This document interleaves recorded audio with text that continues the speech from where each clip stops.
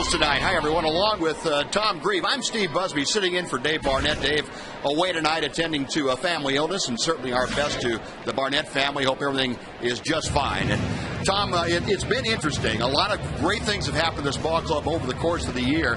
When you look at what has happened lately, though, I think one thing jumps out at you, and that's Josh Hamilton.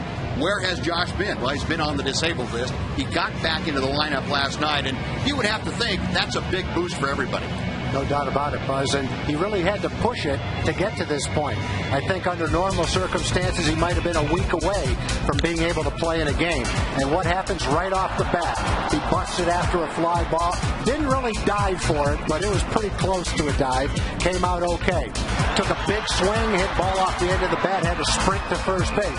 Came out of it okay. Late in the ball game, he does what he does best in the outfield, runs down a long fly ball. So after the ball game, he pretty much handled everything you'd want to handle. He felt pretty good. I watched him in batting practice today. Swung the bat, looked normal, so things are progressing just like you'd like to see him. Well, I guess about the only thing he didn't try out last night was his home run try. Maybe he's saving that for tonight. He's going to be the designated hitter in Ron Washington's lineup this evening, and that means Vlad Guerrero is going to get the start tonight. He'll be in right field. It's the Rangers and the Angels coming up to you from the Ranger Ballpark in Arlington right after this.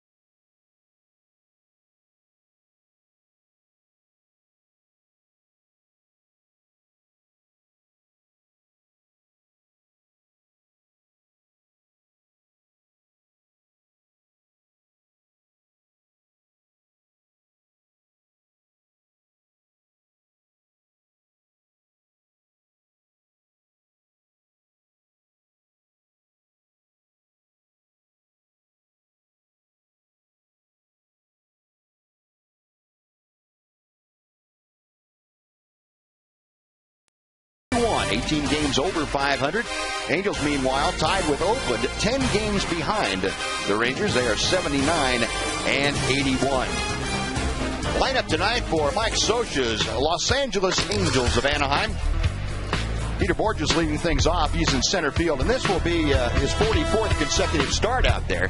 Reggie Willits gets the start in left field tonight. Torrey Hunter, the DH. Juan Rivera, a couple of big home runs last night, is batting cleanup. Then it's Kendrick Isturiz who gets the start at third base. Mike Napoli back over at first. Eric Ibar, and the catcher is Jeff Mathis.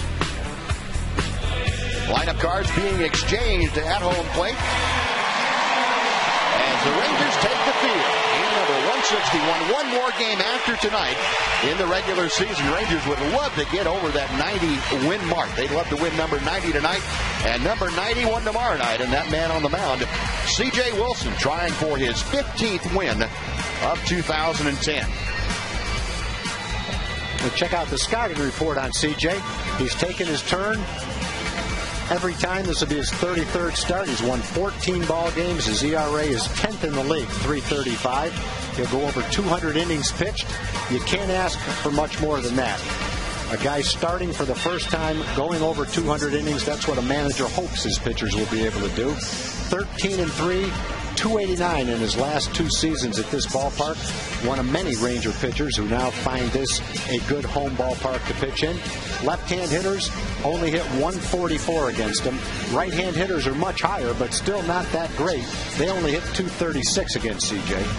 Been a good, solid season for CJ. Getting to start for the first time in his career has been a huge part of the Rangers' success this year. Well, they have enjoyed having that left-hander on the mound. The Rangers have won 23 of C.J. Wilson's 32 starts, 23-9 for the season. The defense tonight behind C.J. in the outfield, Cruz in left, Bourbon in center, and Guerrero in right. On the infield, Michael Young at third, Ian Kinsler in second, Mitch Moreland, Elvis Andrus the shortstop. Matt Trainer gets the start behind the plate, and C.J. Wilson with Vlad Guerrero get the start in right field. That's because Josh Hamilton is relegated to the DH chores tonight, but you can bet with the Angels in town that Vladdy was not going to miss this series. He has really had a few things to prove to the Angels, and he's done it with his back, not with his mouth. Well, he had a great first game of this series. Had the game-winning hit, a line drive, hard-hit ground ball into left field for the game winner. Swung the bat great. He'll never admit it, Buzz, but I think you're right. I think he does get a little bit pumped up to face the Angels. That's only human. I'm not sure Vladdy's human when he has a bat in his hands, but I think most people can understand that. Peter Borges will step in against C.J. Wilson. Borges becoming a fixture now. This is 9th straight start in the leadoff spot. Comes in hitting at .202 with 5 home runs and 14 driven in. Young speedster, well back in that batter's box, and C.J. goes to work. First pitch of the night. To the outside corner, Tom Hallion, the home plate umpire, yells strike one. Borges, if he's going to hit in that leadoff spot, needs to obviously get that on-base percentage up a bit. Chopper third base way on the line. It's a fair ball and down the line. Over to cut it off Cruz. It bounds away from him. Borges not stopping at second. He's headed for third. He will be in there standing with a leadoff triple. Oh, you talk about things going your way right for Borges. That ball right on the chalk going over the bag. And then it kicked away from Cruz, so Nelly had to go corral it. And before anything could happen, Borges steaming into third. Yeah, Borges is a good-looking young player. We saw some power in this series when he drove a ball all the way to the back of the seats over the scoreboard. We've seen his speed, and you see it right here. This is a double for almost every right-hand hitter in the league. Borges turns it into a triple, and easily turns it into a triple. Saw him beat out a bunt. We've seen him steal some bases against the Rangers. He has an outstanding future with the tools that he has. Speed and power. Reggie Willits now, the switch hitting outfielder, steps in and takes the first pitch high from CJ. Infield will play back, except at the corners. They will allow that run to come home if Willits can get the ball on the ground up the middle. 1-0 pitch, and that's a bit outside. CJ last time out didn't pitch as effectively as we had seen him or become accustomed to him pitching since the All-Star break. He had a tough time against Seattle, giving up 6 runs in 5 innings. The one thing positive, though, that he took away from there was that he didn't walk anybody. That pitch just outside, and now Willits with a 3-ball, no strike count. You remember CJ in the first half of the season struggled with the base on balls. If you were to say there was one drawback to his pitching lines, that would have been it. Opponents never have been able to figure him out as far as hits, but the base on balls was a problem in the first half and not so much here in the second half.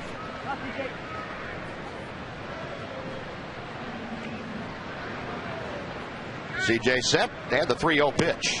That's outside, ball 4. And boy, the Angels have some speed aboard now with Willits at first and Borges over at third base. It seems no matter which lineup Mike Scioscia uses, he can put guys at the top of the order that can run.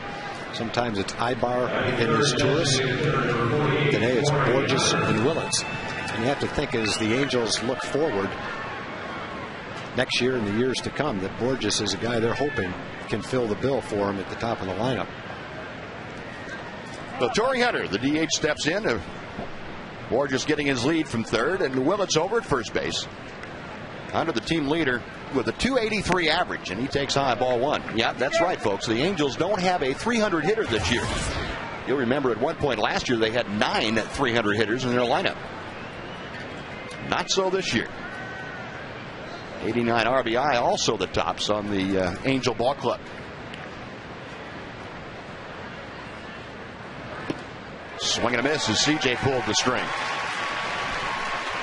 One thing we've seen CJ do lately also is work more on the off-speed pitch, especially since the Rangers have been able to clinch the division title in the last couple of starts now. He's had more or less an opportunity to work on a couple of things without worrying about results as much. Back to the plate, and that's a strike. We saw him break out a few more change-ups, maybe throw the breaking ball in a few counts that he didn't earlier, just to see what might happen.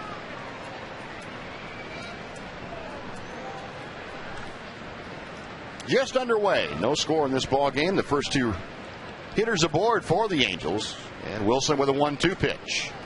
That will even things out. Although CJ last time out asked after the game about, is it like a spring training game? He said, no, it's not, because I'm trying to win. He said, you know, it's a regular season game, and I want to go out there and win, even if I'm not thinking about getting to the 110, 120 pitch mark. I think as you come down to the last few games of the year, not that guys are trying to be selfish, but the base hit to right field, and in to score is Borges. Torrey Hunter with the RBI single, and the Angels have jumped on top 1-0. Not that players are starting to become selfish or anything, but you start to look at your statistics and you envision kind of rounding them off. That cutter got a little bit too much of the plate. 2 strikes to Torrey Hunter. Nice job of hitting. Lines it into right field. For CJ, he's going to go over 200 innings. That's a nice number to go over. He's got 14 wins. Love to win tonight and get his 15th win. For hitters that are hitting 298, like to see him rounded off to 300. Now, even though it's a team game, there's a lot of little individual numbers that go into making it a team game. Juan Rivera, who had a big 2 home run game last night, takes outside, ball 1. Rivera hitting the cleanup spot. Wilson has yet to retire anybody here in the first. Angels have jumped out in front 1-0. Juan Rivera, 15 home runs, 52 driven in. And like many of the Angels, an off year productivity-wise for Rivera. Wilson, a couple of checks to the runners, and misses just off the outside corner. It's 2 balls and no strikes.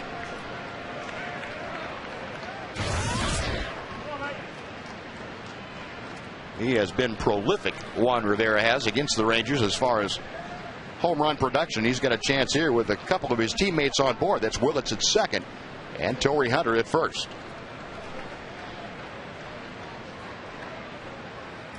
CJ's 2-0 pitch. And that's outside, 3-0. Not missing by much. He's trying to hit that outside corner. And the ones that are missing are just a couple of inches, it looks like, off the outside corner. Now, the last thing Ron Washington wants to see from C.J. Wilson is a struggle tonight, because C.J. needs to get a little work in as far as innings are concerned. He won't pitch again until Thursday. That pitch is low and outside, and that will load the bases for Howie Kendrick. I would think Ron Washington would be more prone to getting C.J. out of the ball game quickly if he started to struggle like he is right now. And Mike Maddox is going to go out and have a talk with him. Well, CJ, as you mentioned, Buzz, his last start against Seattle wasn't one of his better starts. He gave up 6 runs in 5 innings. The start before that was a pretty good start. That one was in Anaheim. Gave up 3 hits and 1 run, pitched 6 innings through 99 pitches. Overall, in September, the month has not been a great month for him. He hasn't won, didn't win in September. He was 0-3. Had a couple of bad starts. So I think that's another reason you'd like to see him finish strong today going into the playoffs. Just put up a good game and feel good and get some confidence as you go into that start in postseason play. Howie Kendrick steps in, and Kendrick with those numbers, 10 home runs, a career high for the utility man for the Angels. He takes a strike to the outside corner. And you can tell by that ball being called a strike that the ones that aren't haven't missed that same spot by very much. So he's right around the plate. And that one finally caught the corner. In fact, it got all the plate. Wilson's 0-1. And that's a strike to the inside corner. So CJ able to hit the outside part, now the inside part.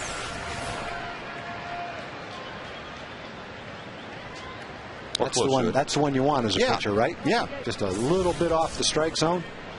If you can get that on both sides of the plate, you're going to have a pretty good night. Yeah. 0-2 pitch. Just missed. That's the one you want right there, too. Yeah, that's a very good 0-2 pitch, though.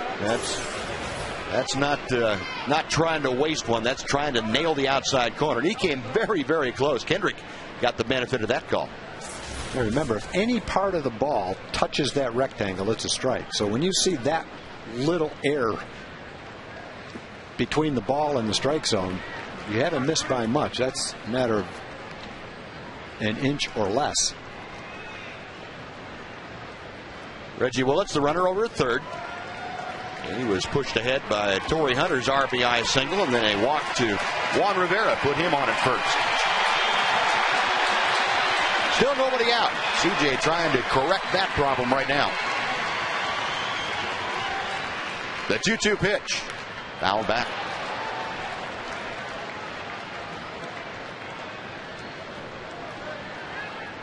Last time CJ put one up in the win column was against Kansas City. That was back on the 30th of August.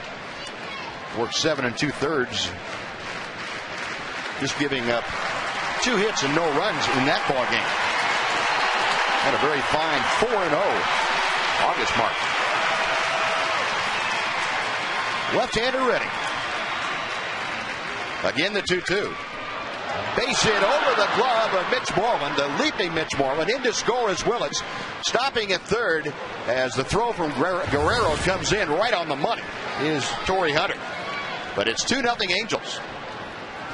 CJ's gotten to 2 strikes on a couple of hitters. Just hasn't been able to make that pitch with 2 strikes, either for the strikeout or to get an out. And that one got, as did the pitch to Hunter, a lot of the plate.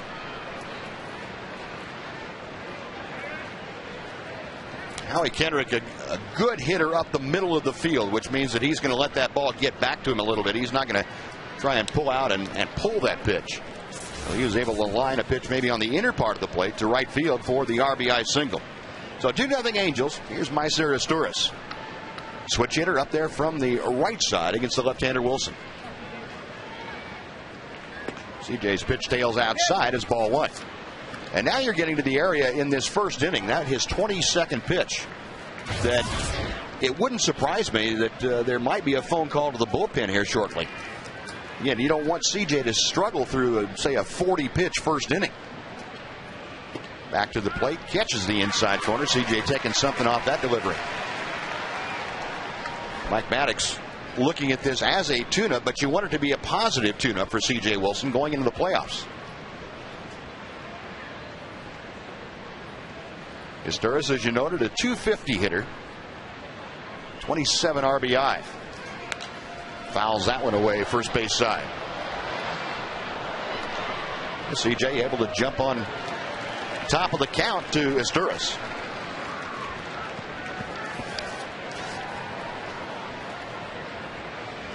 Beautiful night at Ranger Ballpark in Arlington.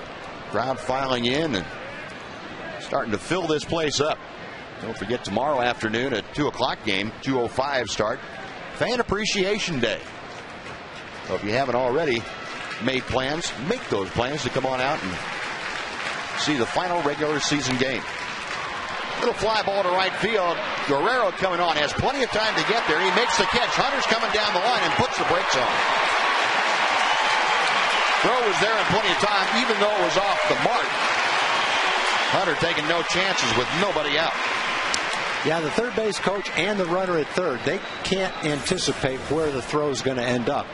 They just know that Vladdy is not that deep, and he has a strong arm.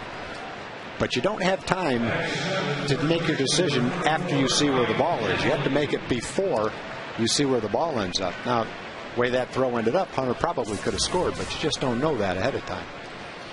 And based on nobody out, how shallow Vladdy was when he caught it, staying at third was the right choice. The one out, bases still loaded. Mike Napoli, hitting in the number 7 slot, steps into the batter's box. CJ's pitch is up and in, ball 1. Napoli hitting .240 this year. He has spent most of the time at first base with the loss of Kendry Morales earlier in the year. 25 home runs and 68 driven in for Napoli. Wilson with the 1-0 pitch. That is right down the middle.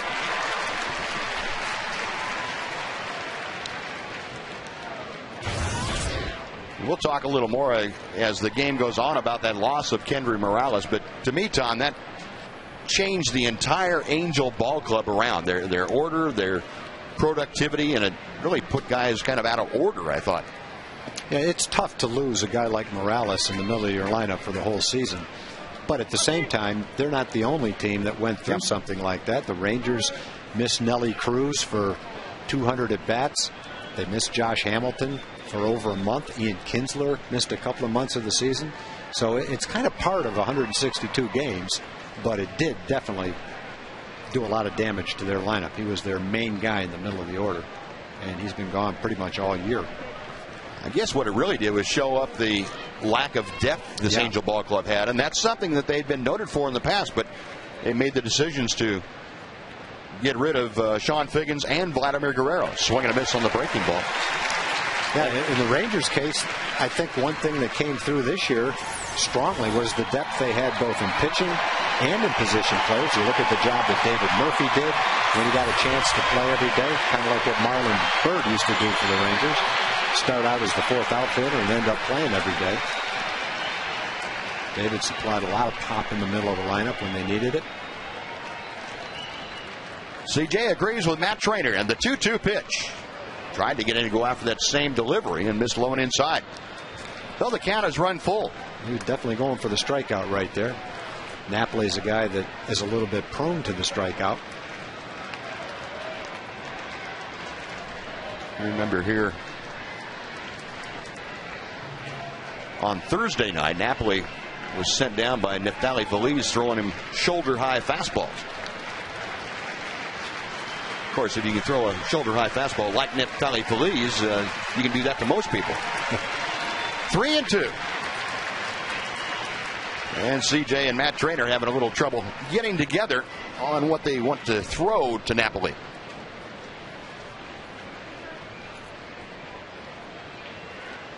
Tom, you've seen every game this year, and I wish I could say I have, but the observation that I have is early in a ball game with CJ, when he starts shaking off a lot of pitches, not together with his catcher, that he's going to have problems, that he's maybe overthinking things, that he's going a little bit against the conventional thought that they had going into the game as far as how to pitch to guys. Yeah, I've always felt that CJ can simplify things by just utilizing the great movement that he has on his sinker, kind of aiming it for the knees in the middle of the plate and letting the natural movement take care of the rest.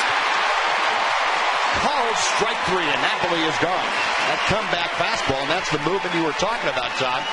Starting off inside and tailing back to the inside corner. And Napoli caught window shopping. I think the best games that CJ has pitched this year, he's had the ability to pop that fastball inside to the right-hand hitter to keep him honest. And then he's thrown the sinker toward the outside part of the plate and let it sink off the plate, and then thrown the cutter a little bit off the plate and bring it back toward the outside corner. When he's got that working for him, he's extremely tough. Of course, he could still mix in a curveball every now and then. And when he's on, I think that formula works really well. Here's Eric Ibar, who's getting the start at short tonight. Switch hitter up there from the right side. You saw the average at 251. He has driven in 29, 5 home runs. Bases full, 2 outs, and Ibar takes a strike at the knees. That's the cutter or slider, whatever you want to call it, that comes back and catches the outside corner. It's such a tough pitch for a right-hand hitter. It looks outside. You don't feel like you can reach it. And by the time it comes back and touches the plate, it's too late to swing at it. If CJ can get out of this with 2 runs, that'll be some pretty nice pitching. Next pitch on the inside corner. Well, the last 3 hitters now, he's been able to go outside, inside, and nail down both sides of the plate. So that usually is a pretty good sign the guy's getting it together. Yeah, definitely. And that's such a hard combination for a hitter. You can look away, you can look in, but it's tough to handle both sides of the plate for a hitter. CJ's 1-2 pitch, grounded foul. This past Dino Ebel, third base coach for Mike Socha, and it's still a ball and 2 strikes. We saw the Angel runners with Torrey Hunter at third, Juan Rivera at second, and Hallie Kendrick at first. Couple of runs across so far in the first inning, and C.J. Wilson trying to keep it right there. This crowd, which continues to grow, trying to get behind C.J. and the Rangers. Left-hander ready again, the 1-2 pitch. Got him swinging. Pretty good piece of pitching right there. The last 3 people were Sturris, Napoli, and Ibar. The Angels push across a couple, but they leave them loaded. Half inning in the books. Angels 2, the Rangers coming up.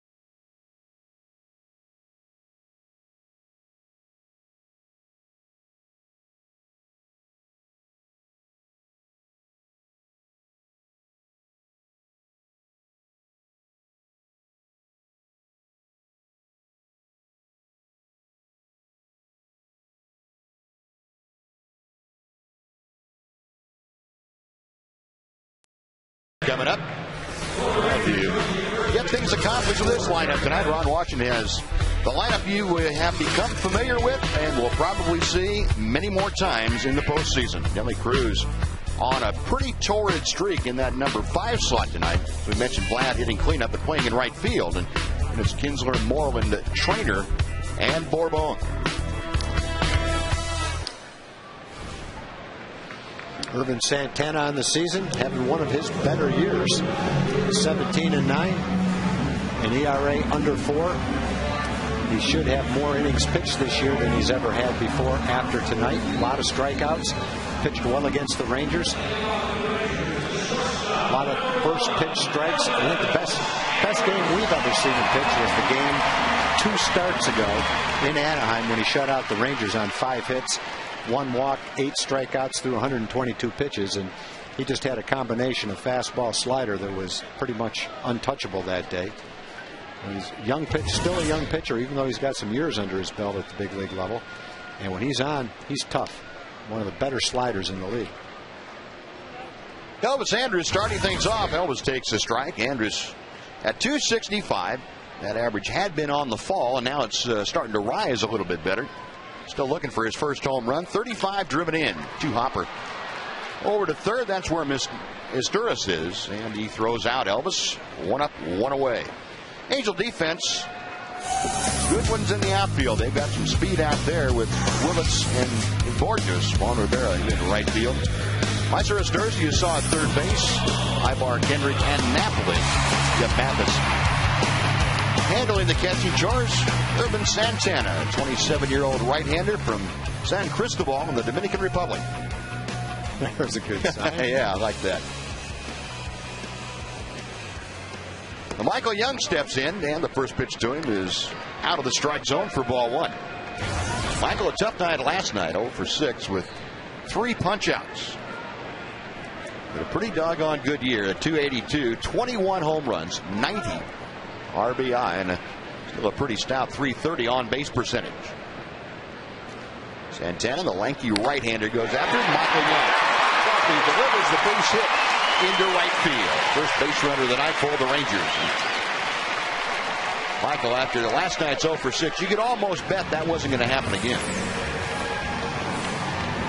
Not a bad pitch either. Out of half of the plate. That's what Michael tends to do. Go to right field. Go down right.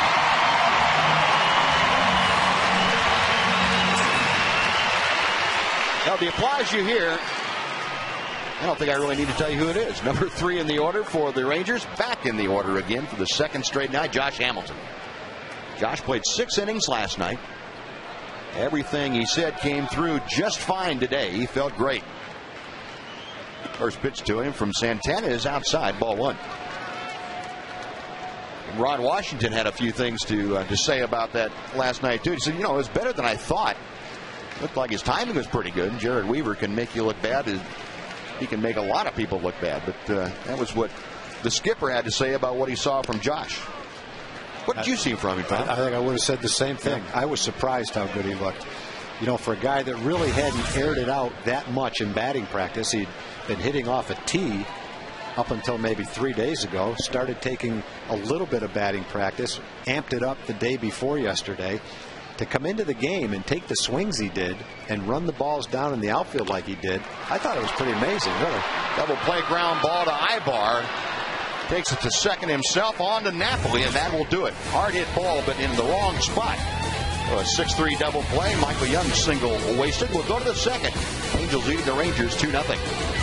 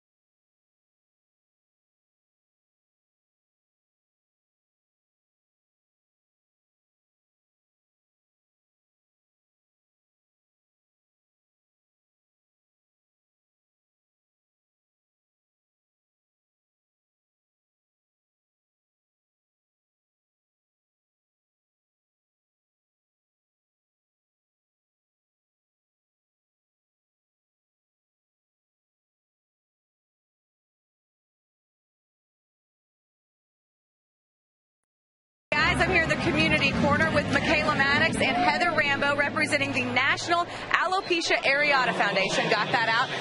Michaela, tell us a little bit about the organization and a little bit about alopecia areata. Well, alopecia is an autoimmune condition, and it results in hair loss that could range from small patches on your head or all the way to your entire body. And it actually affects 4.7 million people in the United States. So the awareness is actually really low compared to how prevalent it is. Tell us how we can find out more about your organization. Well, the National Alopecia Areata Foundation, it's an organization. It can provide like local support. We have different chapters around the United States, and they fund research in hopefully finding a cure for alopecia. And people can find out more information at naaf.org and find out about NAF and the things we do and just more about alopecia. Too, you guys might recognize her last name, Maddox. Got some pretty good bloodlines. Mike Maddox is your dad, isn't that right? Yeah, he's my father. You don't seem too thrilled about that. Can you give us any pitching tips? You know, I taught him all he knows, but I kind of have to keep it on the DL, keep it under wraps. I can't spill any secrets. Love it. Your secret is safe with us. Guys, back to you. Thanks, Em. Okay, Mike Maddox is going to definitely get a tape of that. At least we knew where Mike learned how to teach pitching. That's right. That's right. And who says it isn't in the DNA? But Jeff Mathis, a fly ball to right to start things off. Now back to the top of the Angel order. And Peter Borges, who tripled to start things off and began a rough outing in the first inning for C.J. Wilson. Came around to score from Torrey Hunter's single. He takes a strike. Yeah, it's such a fine line with C.J. tonight between the pitches that have been outside for a ball.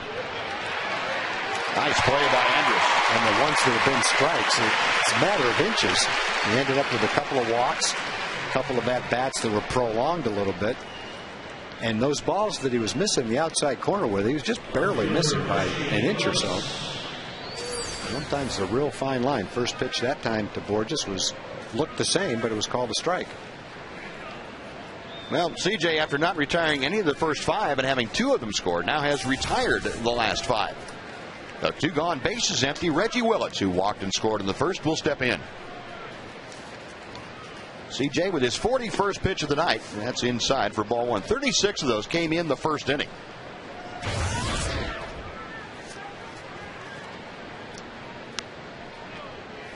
Reggie Willits with the .263 batting average. Takes outside.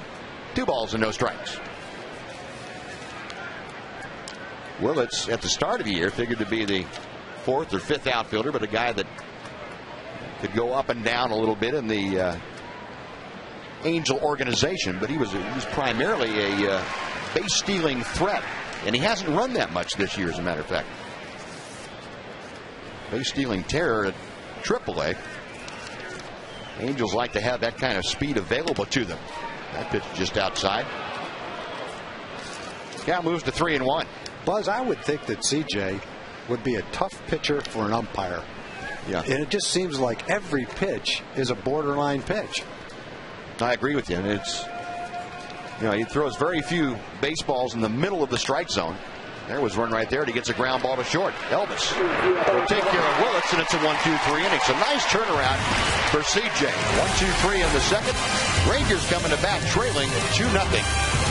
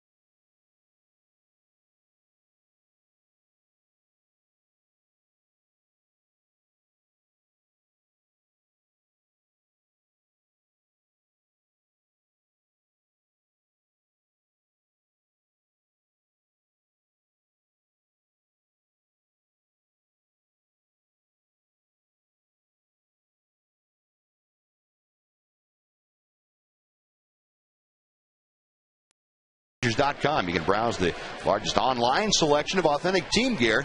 It includes official caps, T-shirts, jerseys, collectibles, and a whole lot more. Get your gear from the source at Shop Rangers, TexasRangers.com/shop. Vlad Guerrero to start things off. Rangers in a 2-0 hole, and Vlad's going to try and get things started here to climb out of that hole. It goes after the next pitch from Santana, fouls it back, and the count is even at 1-1. Just got a final score in Boston. The Yankees won the first game of that doubleheader. Tampa Bay is leading Kansas City, which means the Yankees would have a 1-game lead going into tomorrow, or going into actually tonight's game. It would be a half a game. The Yankees lost tonight, then I guess they'd be tied again, wouldn't they? Yep. 1-2 pitch. Fly ball, pretty well hit right field. Rivera drifting back in front of the warning track, has room to put it away, and Vlad is out number 1. Yeah, boy, there are a couple of close races. That National League wild card and Western Division is very close. Atlanta shut out by Philadelphia tonight, 7-0. The Padres in their head-to-head with the Giants outlasted San Francisco 4-2. So San Diego and Atlanta are tied in the wild card race. Yeah. And San Diego is 1 game behind the Giants with another game to play. Cruz, a shot to right field. That's going to the corner. It's a fair ball by Rivera, who plays the carom. And Nelly Cruz cruising into second with that 1-out double. Boy, that's a great thing to see, too. Nelly Cruz driving the ball the other way. He talked the other night about shortening up his stroke a little bit, and there's a great example of it. And Nelly had a ball to right center field yesterday that might have been the game winner. Torrey Hunter came in and made a diving catch. A beautiful play on a hard hit ball. No one was going to catch that one, though, sliced into right field. Yeah, tomorrow, Buzz, if San Diego beats San Francisco and Atlanta wins, all 3 of them will be 91 and 71. In which case, I'd ask John Blake what would happen in that case. San Francisco and San Diego would play for the Western Division title, and the loser would then play Atlanta the next day for the wild card. So one of those teams that goes to the wild card, and it might be San Diego, it might be San Francisco, if they won, would have to play Monday and Tuesday and then open up the playoffs on Wednesday. Wow, well, that's changed in the last couple of years, huh? Yeah, he said it was a new rule. I wasn't aware of that. Here's Ian Kinsler, and he hits a towering fly ball to shallow left field. Ibar going out, coming on is Willits. He calls off Ibar, makes the catch for out number 2, and Cruz stayed at second base. But it used to be that if you had a 3-way tie like that, the 2 teams that were going for the division title would play. The winner obviously would be the division winner, but the record of the other one would reflect the half-game difference then with the other wild card contender. So they'd lose the whole thing in 1 game. Yeah. I guess they felt that wasn't fair, so they changed it. And as far as the Yankees go, if they've won their first game, if Tampa Bay wins, it stays a half a game. The Yankees have another game tonight with the Red Sox. If they lose, they're tied with Tampa Bay. If they win, they would have a 1-game lead going into tomorrow. And Tampa Bay would have to win, and the Yankees would have to lose, in which case Tampa Bay would be the winner in the East, the Yankees would be the wild card, and the Rangers would go to Tampa Bay.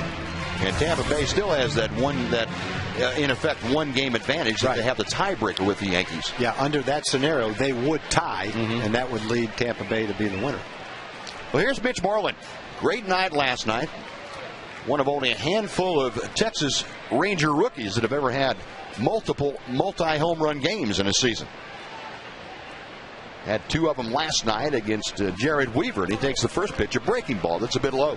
He had 2 home runs off Jared Weaver in a game where Weaver had good stuff. Now, he made a couple of pitches that he might not have hit his location, but still, you're up there against one of the best, the strikeout leader in the American League. You take him deep twice, that's a pretty good game. He also walked a couple of times and lined out to center field. Santana with a 1-0, and that's a strike to the outside corner. Well, Mitch Moreland has made a habit in the last week of doing that to guys that have a pretty good resume for 2010. Trevor Cahill gave up the first home run last Sunday to Mitch Moreland, the first home run of that 2-home run game for Mitch, and that not bad. It's kind of nice to take Cahill and Weaver deep.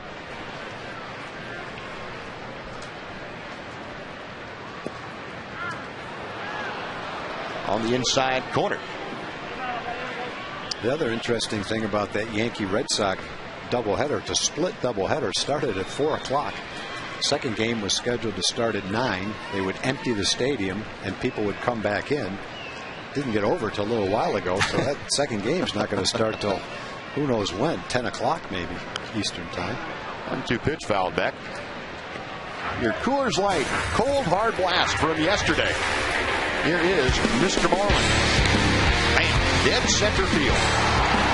That was number 1. Number 2 is hit even harder. That's over the Ranger bullpen.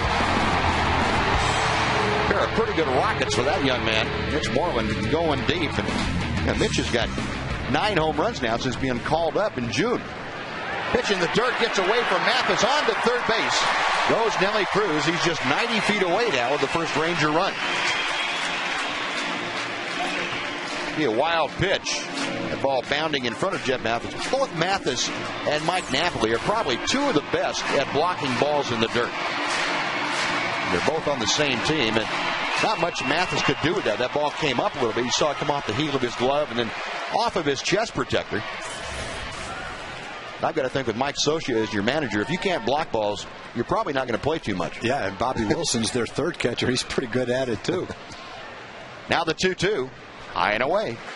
Wilson blocked a ball. I think it was Wilson last night, although it might have been Mathis that bounced right about where Mitch is right now. And he shifted all the way over there and blocked it. And Conger saw some action in the first 2 games, one of the first 2 games, too. Yep, they've all had some opportunities to block balls. From the stretch, Santana, the payoff pitch, pulled sharply but foul on the first base side. Mitch hanging tough.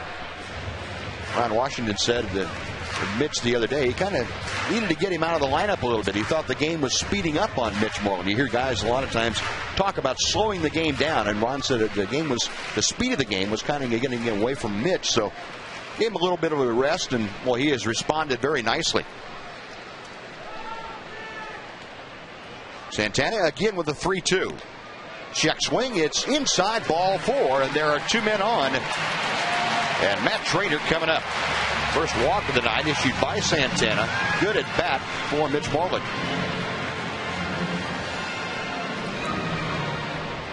Well, Moreland at first, Cruz at third. Matt Trainer will step in, a .216 hitter for the season.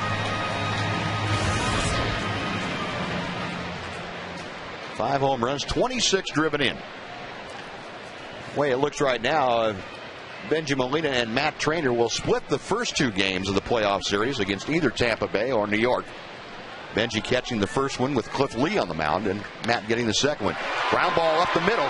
Behind the bag is Ibar. Off balance throw, and he got a nice play by Eric Ibar. Side retired, no runs a hit, and 2 left for the Rangers. On to inning number 3, 2-0 Angels.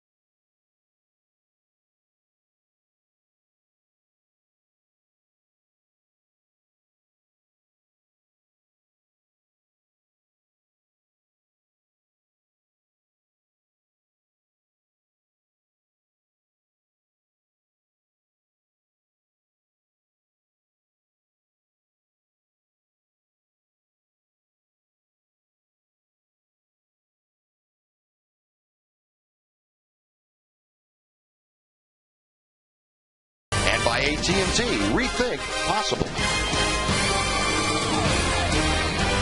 Third inning coming up. Ranger Ballpark in Arlington. Some 45,000 fans on hand here tonight.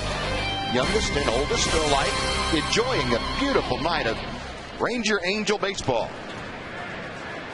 Angels leading 2-0 as we get set to play with Torrey Hunter leading off the third inning. It'll be Juan Rivera to follow, and then Howie Kendrick.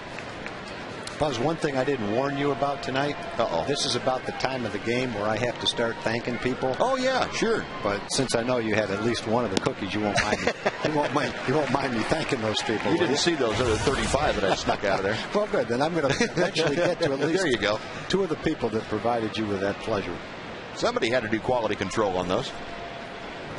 Pitch to Hunter's inside. It's 1 ball and 1 strike. The Snickerdoodles were made by Maureen Hooten from Muleshoe, Texas. She's here with her family celebrating her 80th birthday.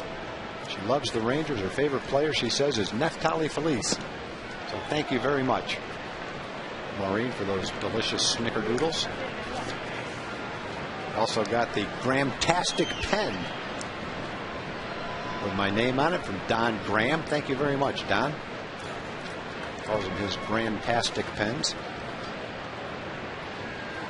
Julio's chips and salsa, very nice. Bob and Lori Warren brought that from San Angelo with them. John Nelson's been chowing down on that ever since it got here. Probably still says it's gone now, so forget about the chip.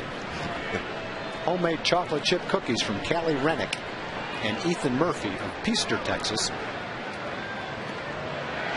A good pitch by C.J. Wilson. He tied up Torrey Hunter like a bundle of Sunday morning newspapers.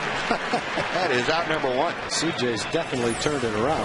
After the single by Kendrick in the first inning, which drove in the second run, it's been 7 up, 7 down with 3 strikeouts. A little bit of a slow start for C.J., but he's right back on track now. Juan Rivera will step in. Rivera a walk in the first inning. He was left stranded at second base as C.J. turned things around and left the bases loaded. I was talking about the chocolate chip cookies that came from Callie Rennick and Ethan Murphy. Callie's papa, Tom Rennick, played on the 1953 state championship Poly baseball team with Phil Crow. Reckham Tech and let's go Rangers, they say. Phil, the high first base cameraman emeritus. Yes, he is. Phil went to TCU, played baseball at TCU, and played on that Poly State Championship team in 1953. And as Phil would tell it, he played on 5 of those at Poly. He's saying he was like 24 when he went to TCU? Yeah, something like that. 1-1 pitch. And Rivera takes it low and outside. 2 balls and a strike. 1 out, bases empty, top of the third inning. C.J. Wilson, pitch count of 53 as he works here in the top of the third. 36 of those, however, came in the first inning alone. Back to the plate and misses low and inside. 3 balls and a strike. Rivera in his last 2 times up last night, you remember, hit long home runs. I mean, he just blasted the baseball. He had a couple of rockets out of here.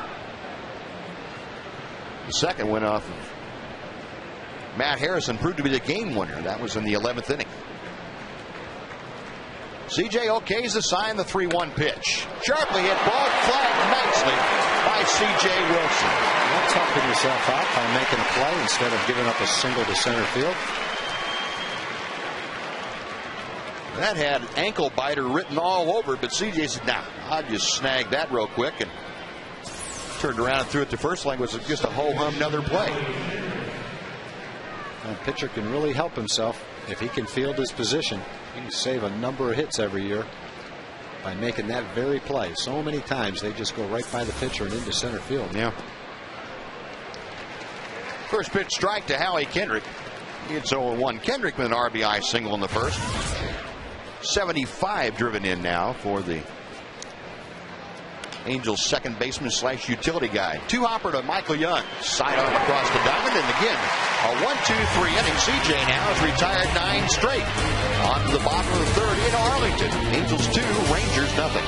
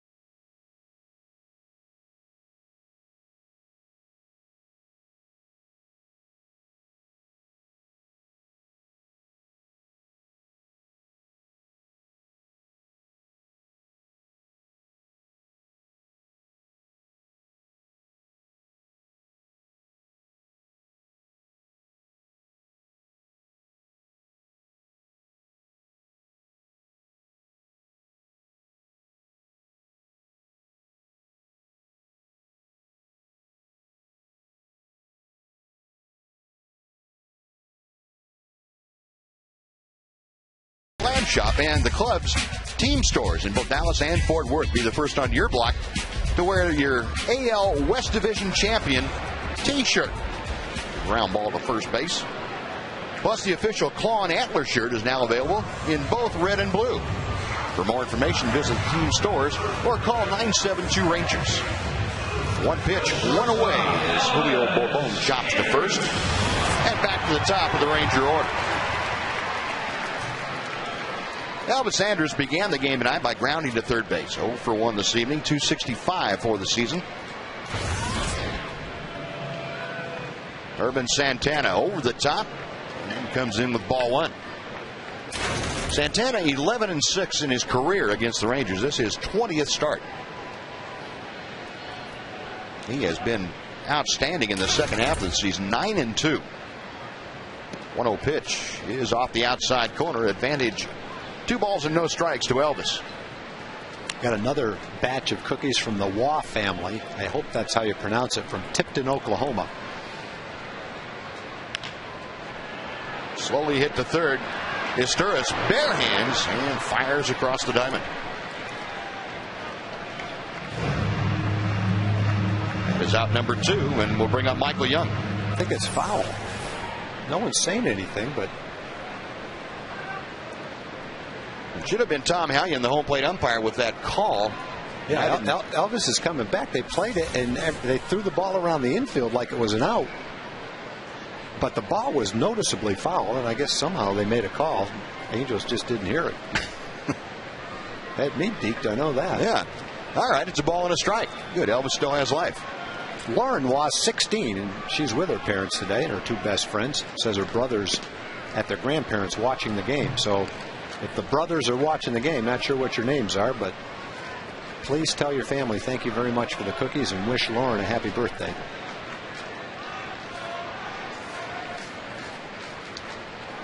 Santana's 1-2 pitch. Check swing on the breaking ball, and the count's even. The cinnamon streusel cake, which you may have tried, Buzz. Ooh. I don't know if you did or not. Yeah, came from Billy Barty. She's 81 from Hamilton, Texas. She's here with Sean Turner from Goldthwaite, Texas. Want to wish Bob Williams from Goldthwaite a happy birthday. Elvis Andrus able to garner a 1-out walk. He'll be aboard as Michael Young comes to the plate. The other thing I have to say is, for anybody that's thinking about making some food and sending it up for the playoffs, we won't be there. That's right. That's a national broadcast. That's right. I'm not sure who the broadcasters will be, but you can still send it up. But tomorrow will be our last broadcast. I think TBS is doing the first round. I believe so. That could be Buck Martinez, maybe? Could be.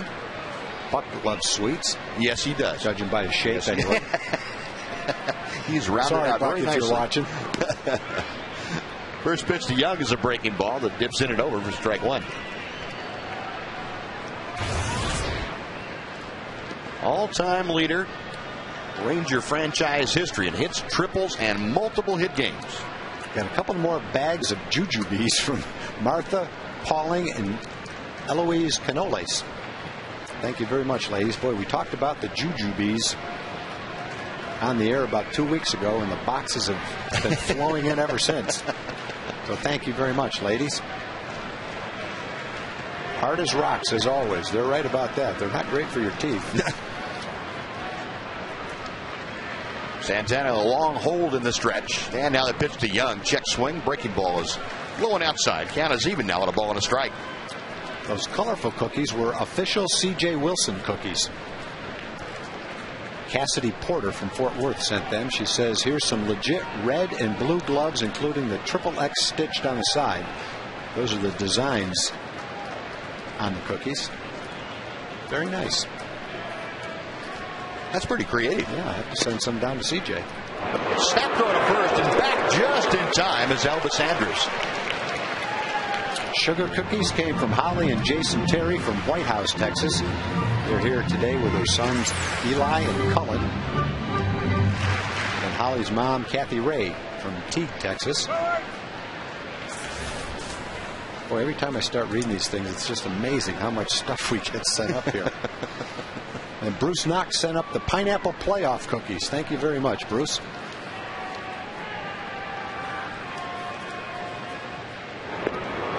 And that's it. That's it. That was a lot. Man, that was a lot. You got through those in a hurry.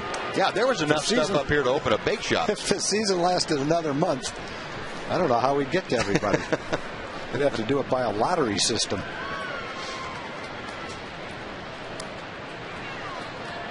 Two balls and a strike the count to Michael Young. Elvis Andrews the lead from first. And Santana to the plate. Line drive, base hit right center field. Andrews around second, up with his Borges. His throw will go toward third, but not nearly in time to get Elvis. The Rangers have runners at the corners for Josh Hamilton. Well, two line drives to right field for Michael Young tonight. One out, first and third. Rangers trying to get on the board.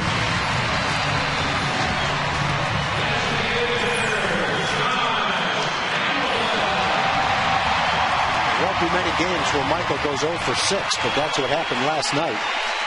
He's making quick work of it tonight, though. First 2 times up, 2 base hits. Michael, a very good high fastball hitter, and he got on top of a Santana offering that was up just above the belt. Drove that into right center field for the single. So he's 2 for 2. Josh Hamilton grounded sharply into a double play his first time up. Santana's first pitch is a bit outside to Josh. Now, we were talking about Josh and the way he's looked. And boy, in batting practice today, I don't think you could tell the difference between early in the season and the fact that he's just coming back from that injury. He was swinging the bat great in batting practice. Yeah, and that's something that Josh said he probably wasn't going to do. Into center field, Borges, a shoulder-high catch, and he gets rid of it in a hurry. The line drive will not allow Elvis Andrews to score from third base. Well, that's too bad. That's a lot like the line drive Nelly hit to right center last night with a man in scoring position. Looked like it was going to drive in a run off the bat. This looks like a line drive base hit to center field. And Borges not playing all that deep for Josh, and he gets a pretty nice jump on it. Comes in and makes the catch easily. That's how hard that ball was hit that it would carry that far. And no chance for Elvis to get back and tag up. Probably wouldn't have mattered. That was a strong throw home. So 2 outs. Andrews staying at third, Young staying at first. Here's Vladdy. Yeah, the good thing is, though, that was a good swing by Josh and a hard hit ball. Yeah, it was. That it was. Santana's first pitch. Look out, Vlad. You know, most people hit a ball like Josh did, it wouldn't have carried far enough to be caught in the air. That ball got out there so quickly and stayed up long enough to allow Borges to catch it, and not much Elvis could do. Santana with a check of the runners, the 1-0 pitch. Waved out and fouled back by Guerrero to even the count. Josh isn't your normal guy, though. No, if a normal guy had hit that same ball, it would have bounced in front of Borges. It wouldn't have carried that far. Yeah. That ball just kept on going.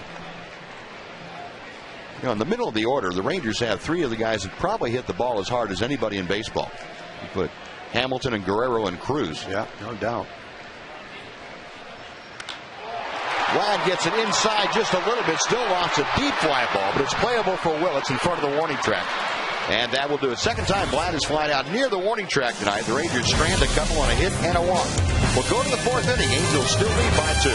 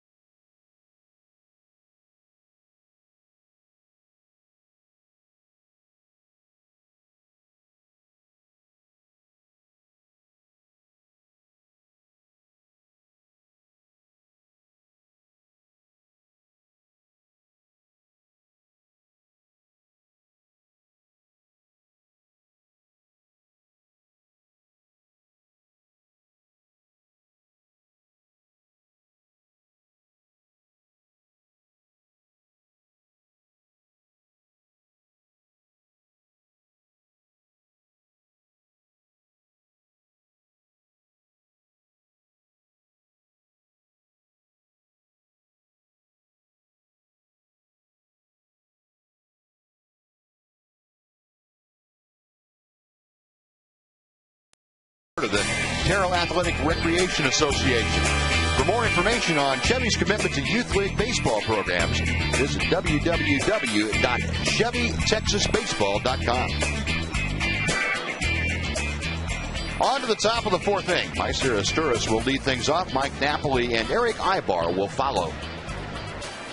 Part of the Blue Man group that lost the rest of his uniform. For a WWF wrestler. Yeah, there you go. First pitch to Asturis by C.J. Wilson. Just a bit low. C.J. has retired the last 9 Angels he has faced. Asturis, the first of those retired, fly to right field in the first. And a strike is thrown to even the count.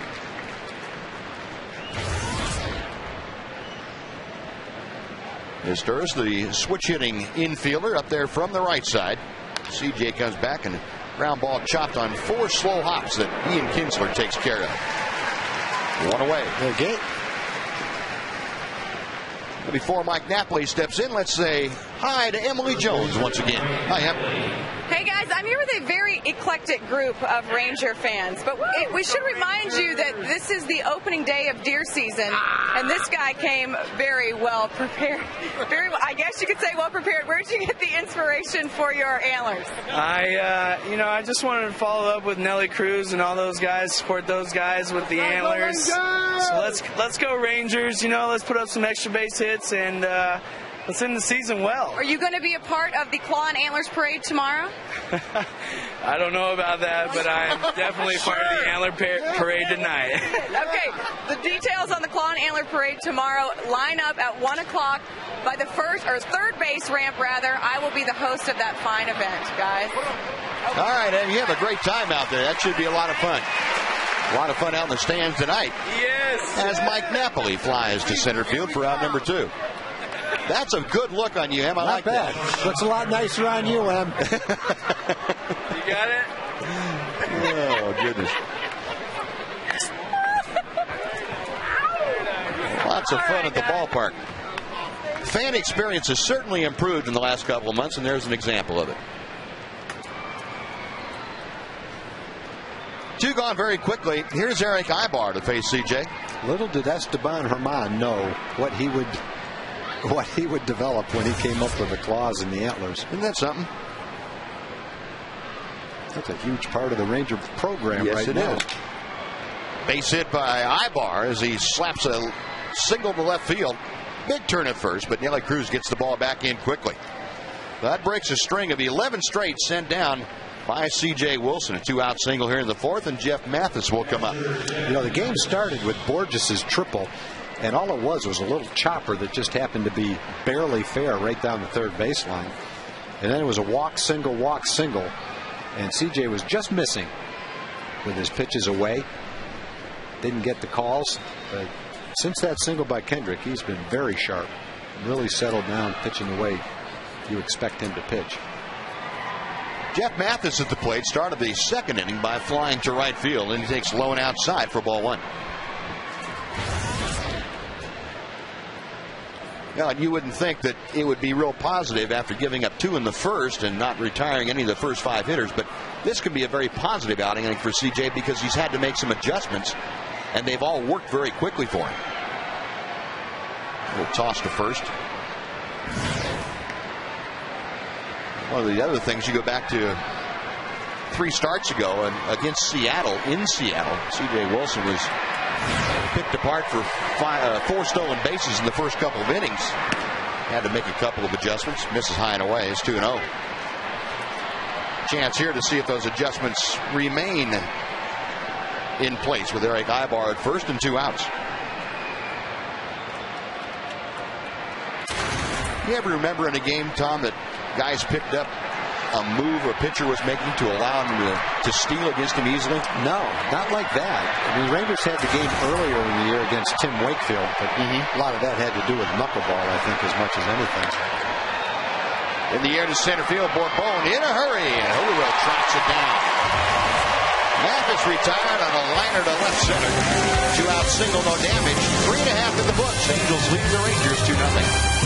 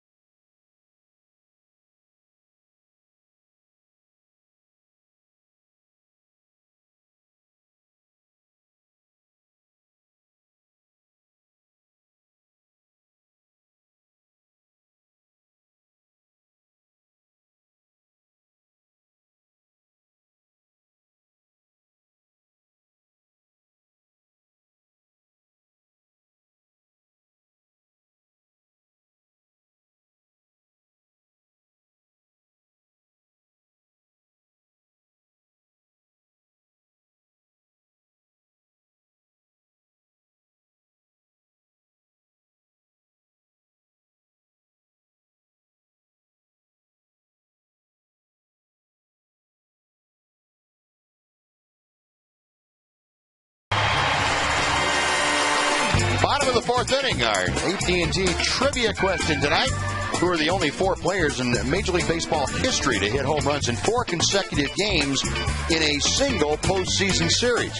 That means in the League Championship Series, in the League Division Series, or in the World Series.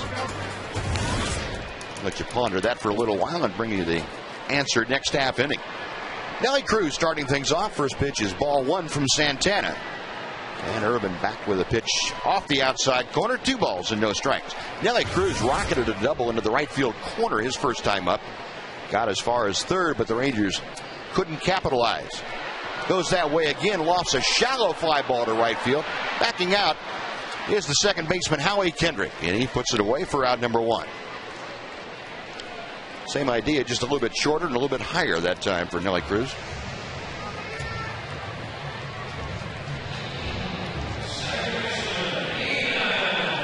Santana now will face Ian Kinsler. And Kinsler flied out to left field his first time up. Angels a couple of runs on 4 base hits. Rangers no runs on 3 hits. They have stranded 4 tonight in the first 3 innings.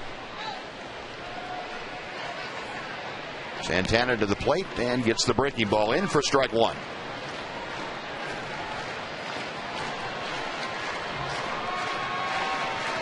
Working quickly, Santana fires a fastball that's fouled back.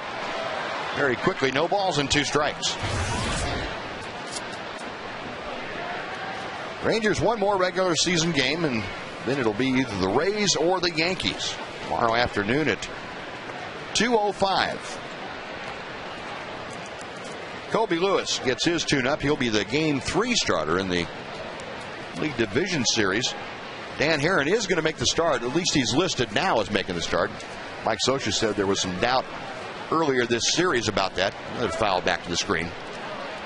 Herron amassing a lot of innings, and they weren't sure whether he wanted to take the ball in the final day, but he will be out there to oppose Kobe Lewis.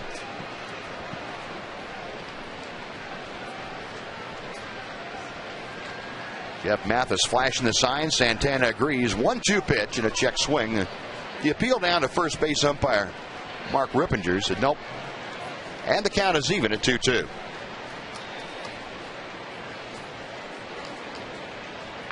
Ian, 9 home runs this year, 45 driven in. 2-2 pitch, popped him up. Right side, 15 feet out in the outfield is Howie Kendrick. That ball comes down out of the night sky and into his glove for out number 2.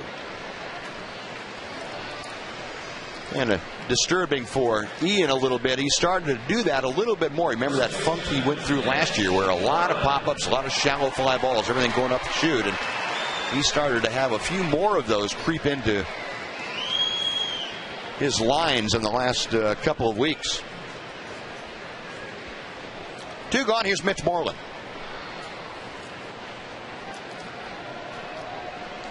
Moreland drew a walk against Santana back in the second.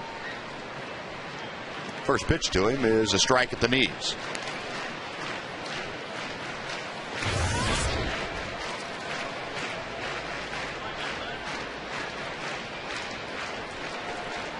Moreland 3 out of 12 on the homestand thus far. 1-0 pitch, or 0-1 pitch to him is low and outside. Remember, Mitch started out hitting the ball with authority, doing everything right, and then went through a streak in his last 28 ball games where he hit just 220. Sharply hit ground ball, but on 2 hops, Napoli has it. On to first base. It's a 1-2-3 inning for Santana and the Angels. We'll move to the 5th inning. It's still Los Angeles Angels of Anaheim 2, the Rangers nothing.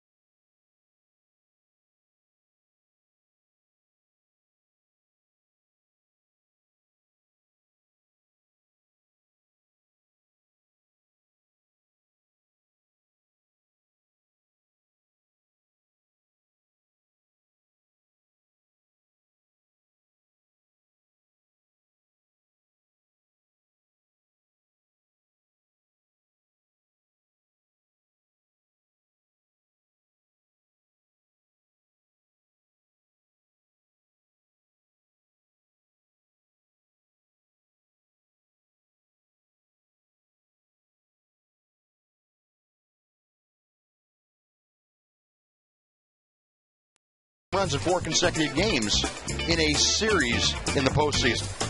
How about Jeffrey Leonard with the Giants' first one to do it, and Evan Longoria, the last one to do it, in between Juan Gonzalez with the Rangers in the 96 series. And our guest in the booth right now, Mark McLemore, probably remembers Juan Gone doing that against the Yankees. Huh, Mark? I really do remember that. Yeah. That was a great series. Juan told everybody, he said, guys, get on my back and let's go. I'll carry you. And he held his end of the deal up, that's for sure. Any similarities between the teams you were on and this Ranger ball club going into the postseason of 2010? Did you see any similarities from the two teams? I think, probably the biggest thing that stands out to me is just they're loose. We had a lot of fun, and this team seems that, we've all seen it all year long. They've been having a lot of fun, but still staying focused. I think there's a fine line between having fun and then carrying it too far and losing focus on the field.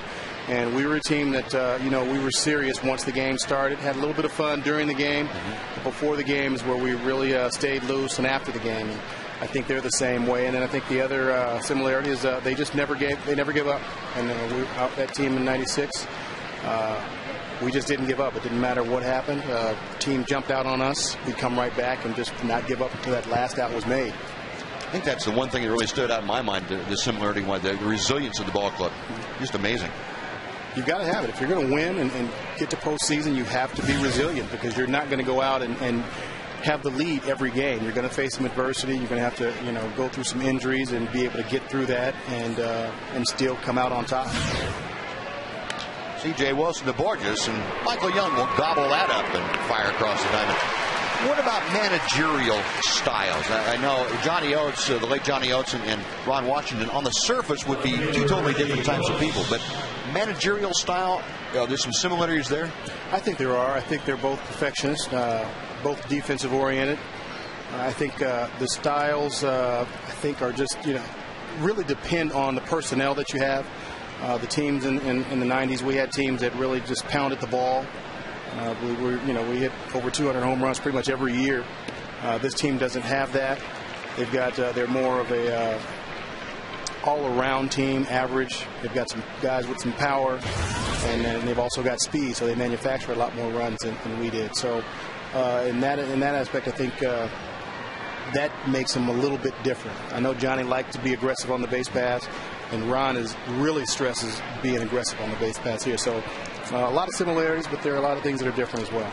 You guys had some veteran players on that team that weren't afraid to speak up when they didn't see things going the right way, didn't you? Absolutely. I loved it. And it didn't matter, and I over the years I hear a lot about people giving me credit for being, leader on the team, but I think we had guys on those teams that didn't need a leader. It was just, everybody understood and knew what their role was, what their job was each day. So there wasn't really a whole lot of, hey, a guy having to go talk to somebody else or do this or do that or be a rah-rah guy. Everybody really understood what they needed to do, and that's the nice thing about having a veteran ball club. Did you feel like the worst criticism you could possibly get would come to you from another teammate instead of somebody outside of it? Oh, that would definitely be the worst, and I've actually had it happen. Tony Phillips got me one day and really embarrassed me. He actually came from the visiting side to our home clubhouse, opened our door, and called me. Whoa. Yelled into the dugout, into the clubhouse, and said, "Mac, come on out." And that's saying it nicely. And I was in a slump and, wasn't really playing my brand of baseball. And he was a guy that, really watched what I did. And he chewed me out. He said, you can't be an example or a team leader by, number one, playing the way you're playing, and then number two, acting the same way you're playing. So Tony was that guy that really did it for me. Did you hear those words every time you might have strayed a little bit? Absolutely. Get you right back in line. Absolutely. I don't think I strayed anymore after that. It's been etched into my memory forever. Pitched outer for a strike. It's 2-2 now. And the reason I asked that, that's one thing I really think is not the same as it was in baseball right now. Maybe in sports, but I know in baseball, not that same inner workings that it was even 10 years ago. You're right. You're absolutely right. You just don't see guys either from other teams or even on your own team that will see somebody not doing well and say, hey, what's going on? Let's step it up a little bit. You just don't see that. And I know when I first came up, Willie Randolph was that guy for me. Lou Whitaker was another guy. They'd watch, they'd look out for the younger guys. Hey, what's going on? How are you doing? And making sure that you understood what was going on and how to play the game. Hot shot to Michael Young across the bow. That will do it for Corey Hunter. And unfortunately, that's going to do it for Mark McNamara this night. Mac, look forward to hearing you on Rangers Live after the ballgame. You got it, baby. All right. 3-0 Angels. We head to the bottom of the fifth.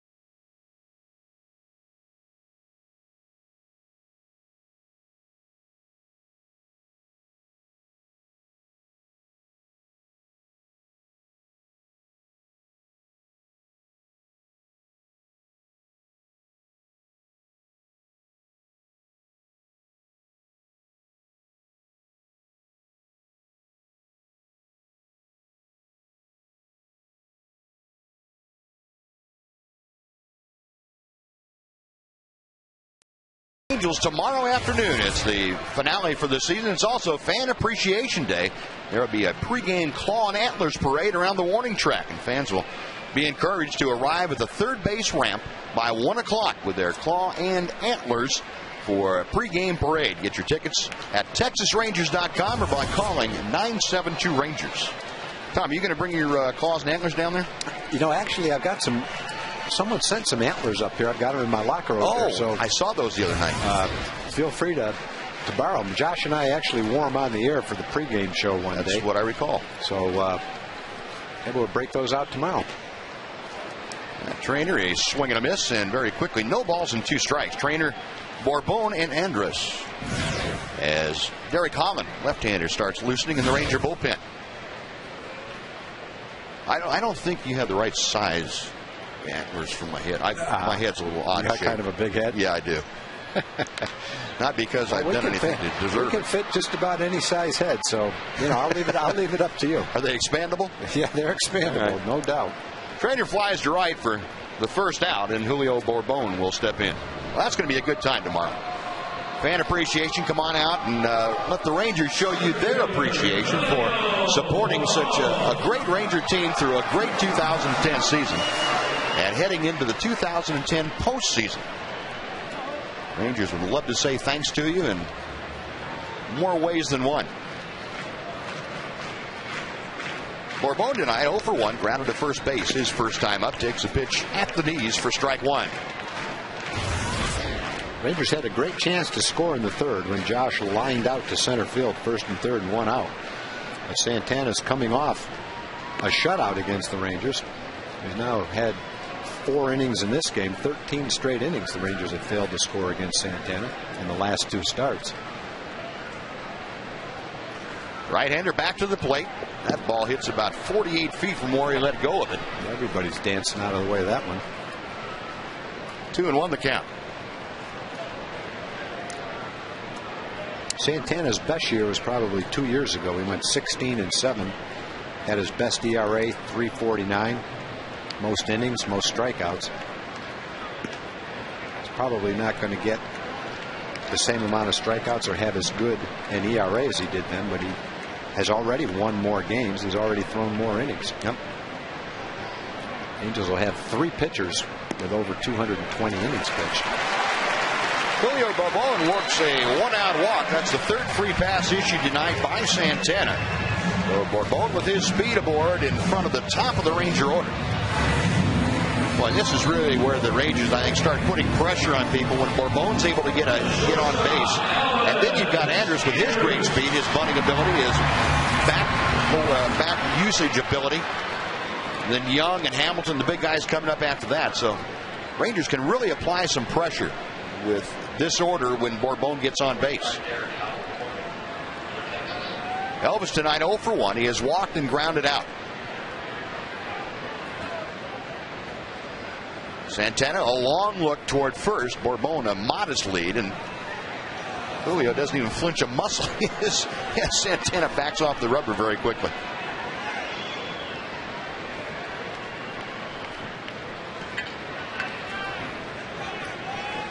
Santana, a long look into Mathis. Now the right-hander ready. And the first pitch is strike one.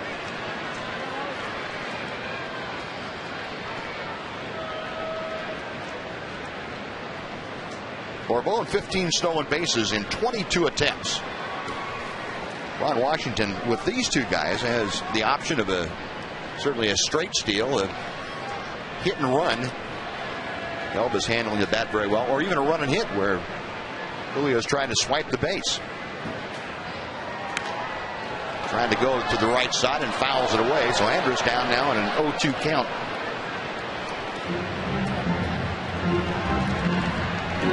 Rangers as a club among the league leaders this year. They've stolen 123 bases. Been caught 48 times. That percentage not quite as good as it has been the past couple of years, but still 123 bases. That's doing some things on the base paths to make people aware.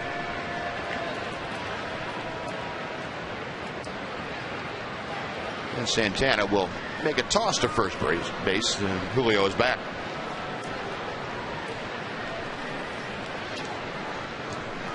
With an 0-2 count now. Mycerestur is the third baseman, able to back up about 5 steps behind the bag. Infield still a double play depth. Line drive, that's going to get down in right center field. A base hit. Bourbon around second. Borges will throw the ball back into second. And again, the Rangers able to get runners at the corners with one out. This time it's Michael Young coming up. Well, they had the right hitters coming up in the third inning. They didn't capitalize, although Josh hit a bullet. There's not much else you can do but hit the ball hard.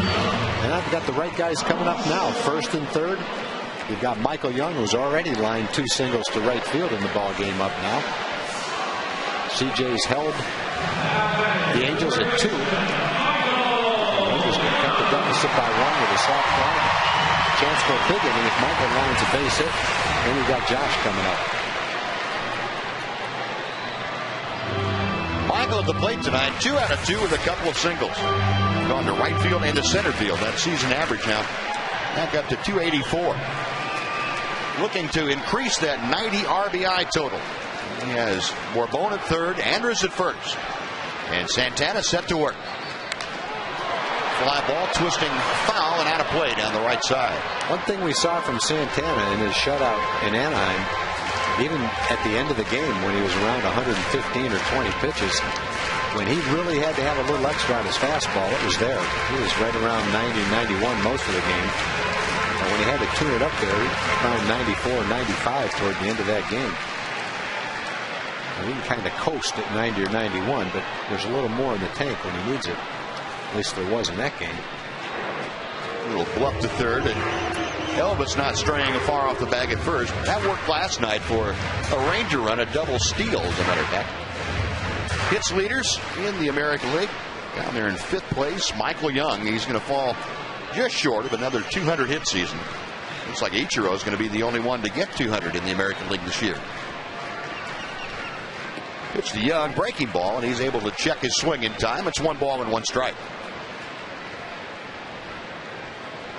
Hits are even now in this ball game, 4 apiece. Angels put a couple of them together for a run in the first inning, and Julio Bourbon led this inning off with a walk. He's now over third, as you saw, and Elvis Andrus at first.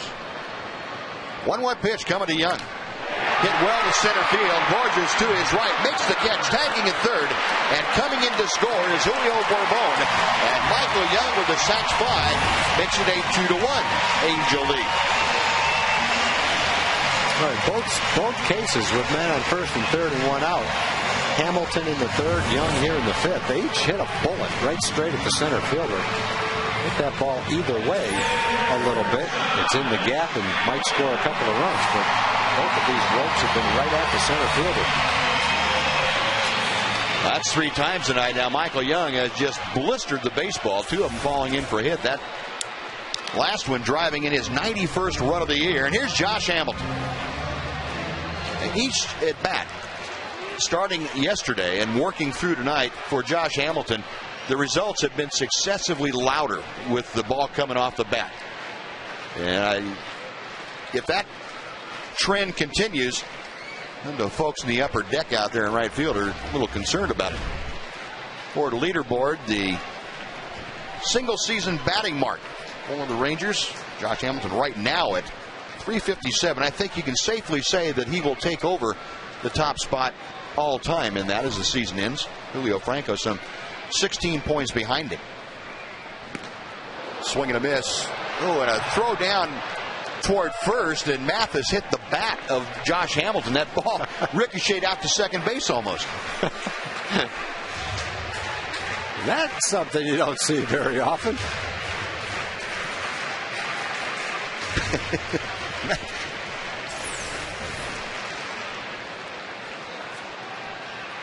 Once the bat come back up, whoops. Oh, and he jammed him too. Got him right in the handle. He almost lined that into right field.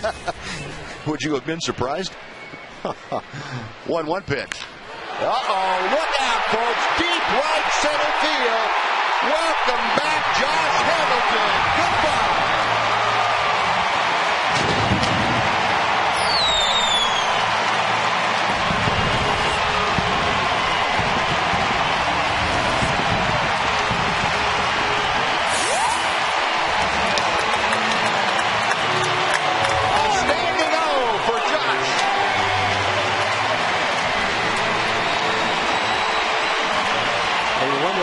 The Rangers have missed him in the middle of the lineup the last month.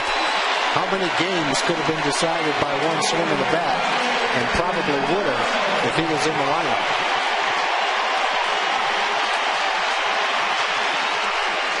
Pitch to Vladdy's a strike. Folks wanted a curtain call, and that's something that we haven't seen here in Arlington in I don't know how long.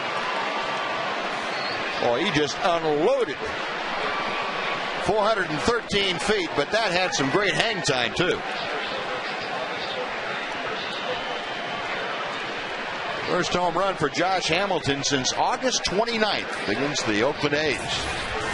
Well, he has turned the game around. The pitch up and in turns Vladdy around a little bit. A ball and 2 strikes. Rangers putting a 3 spot on the board here in the 5th inning. RBI sac fly by Michael Young, and Josh Hamilton's 32nd home run of the year. That pitch all the way to the backstop. And Mike Scioscia has seen this unravel pretty quickly for Urban Santana. Yeah, I don't remember Santana ever throwing a ball like that. I mean, that's a fastball.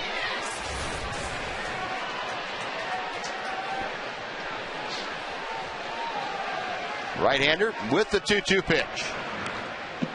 Just getting a piece of it. Vlad stays alive. You know, the Angels have had some guys in this series that have thrown some odd-looking pitch. Fernando Rodney last night, when he came, I thought he was going to launch one up to the press box area. He just rears back. He does. Throws it as hard as he can and just hopes it's somewhere in the plate. Even his changeup. Yeah, he does. Yeah, really, I don't think any idea what he's doing except I'm throwing it as hard as I possibly can.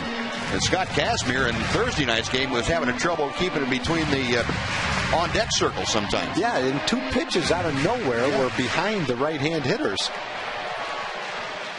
Very strange. Payoff pitch to Guerrero. Down the right field line in pursuit is Rivera. That ball is slicing him back into the first row of seats. We'll come back and try it again at 3-2. Now I'm going to lay it off to fatigue for everybody. The season winding down. Josh Hamilton not feeling any fatigue though. Elvis Andrus just burned his hand when he put it on Josh's bat. He says that's where it hit it. That thing's still hot. 3-2, line to left center field. In a hurry is Willits. He'll have to play it on a hop. And Vladdy Guerrero, who had an 0 for last night, gets his first hit tonight, a 2-out single. And so much for 13 straight scoreless innings against the Rangers for Irvin Santana. Lit him up pretty good here in the 5th inning. Pitch off the plate, a little bit inside. Vladdy's still able to line it in the left field. Mike Butcher now going out to the mound. The Angels and A's, I thought, have probably pitched Guerrero inside more than any other team that I can remember seeing this year. Yeah, I think teams occasionally have done it. The Angels have tried it every single game. Vlad has had an answer for it. He has scorched his former teammates. Guerrero coming into tonight's game, 294 this year with 16 RBI against his former team. Yeah, I have to admit, I'm a little bit amazed at Josh Hamilton. I did not think he'd be this far along after that injury and how short a time he's been able to amp up his workouts to be where he is right now. Swinging the bat as hard as he wants to, running as hard as he wants to on the bases or in the field. Pretty amazing. 6 at-bats is what it took Josh to launch his first home run. What a boost that is for the Rangers going into the playoffs. Get your best player back. Appears to be healthy and swinging the bat well.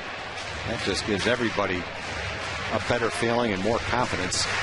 Wouldn't you say, even if Josh didn't produce at the previous level, that just his presence in the lineup would be a plus? Definitely. Just having him on the team, just having him in the lineup. 2-0 pitch to Cruz. There's a line drive to left field for a base hit. Oh, and Nelly Cruz with another rocket. He's hit one into the corner and right for a double, and now he's liched a single to left. The Rangers still going with 2 outs here in the 5th. Have runners at first and second for Ian Kinsler. One of those balls you wish you could get it up in the air a little bit, see how far it would go.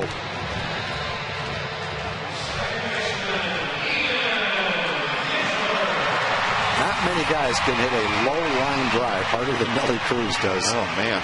The trajectory he gets on those things. You handcuff an outfielder with those things. Here's Ian Kinsler with a chance to add to the Ranger lead. It's now 3-2, and Kins takes a strike at the knees. It's no balls and 1 strike. Kinsler has twice skied out to left and then to second base. Almost a pair of pop-ups. It was shallow left field. Ian trying to get the ball down, the trajectory down a little bit. Not able to do it. Fly ball shallow right. Juan Rivera, plenty of time to get there. The side retired, but the Rangers and Josh Hamilton strike for 3 runs in the 5th inning. On to the 6th we go. Rangers now lead the Angels 3-2.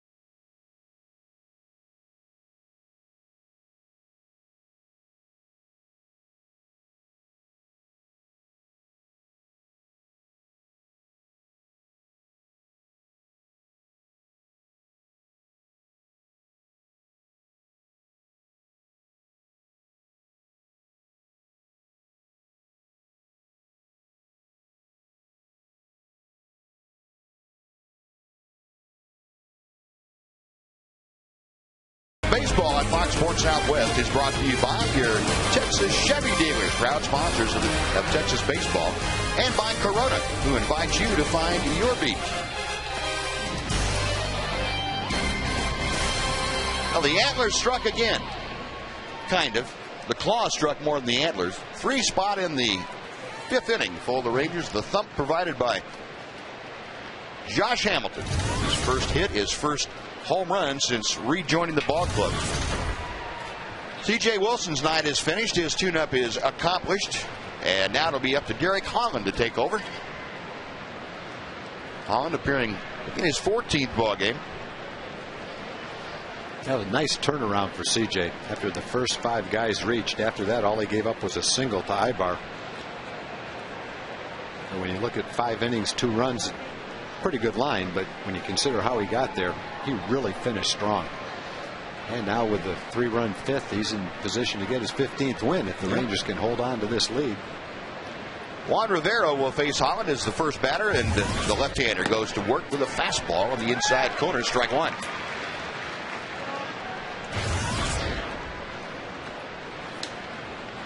Rivera against CJ tonight.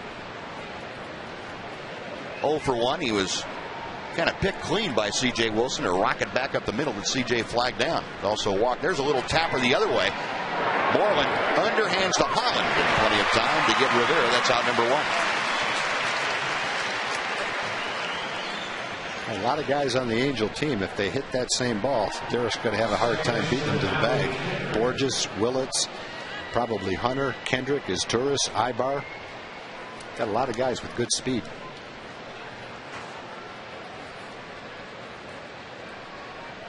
One away for Howie Kendrick. Kendrick an RBI single. That was the last hit in that 2-run first inning. Given up by C.J. Wilson. And he looks at ball 1 from Derek Holland. Kendrick upping his RBI total to 75 for the season. Also has grounded to 3rd this evening. Holland back to the plate, and Kendrick going upstairs after a fastball fouls it straight back.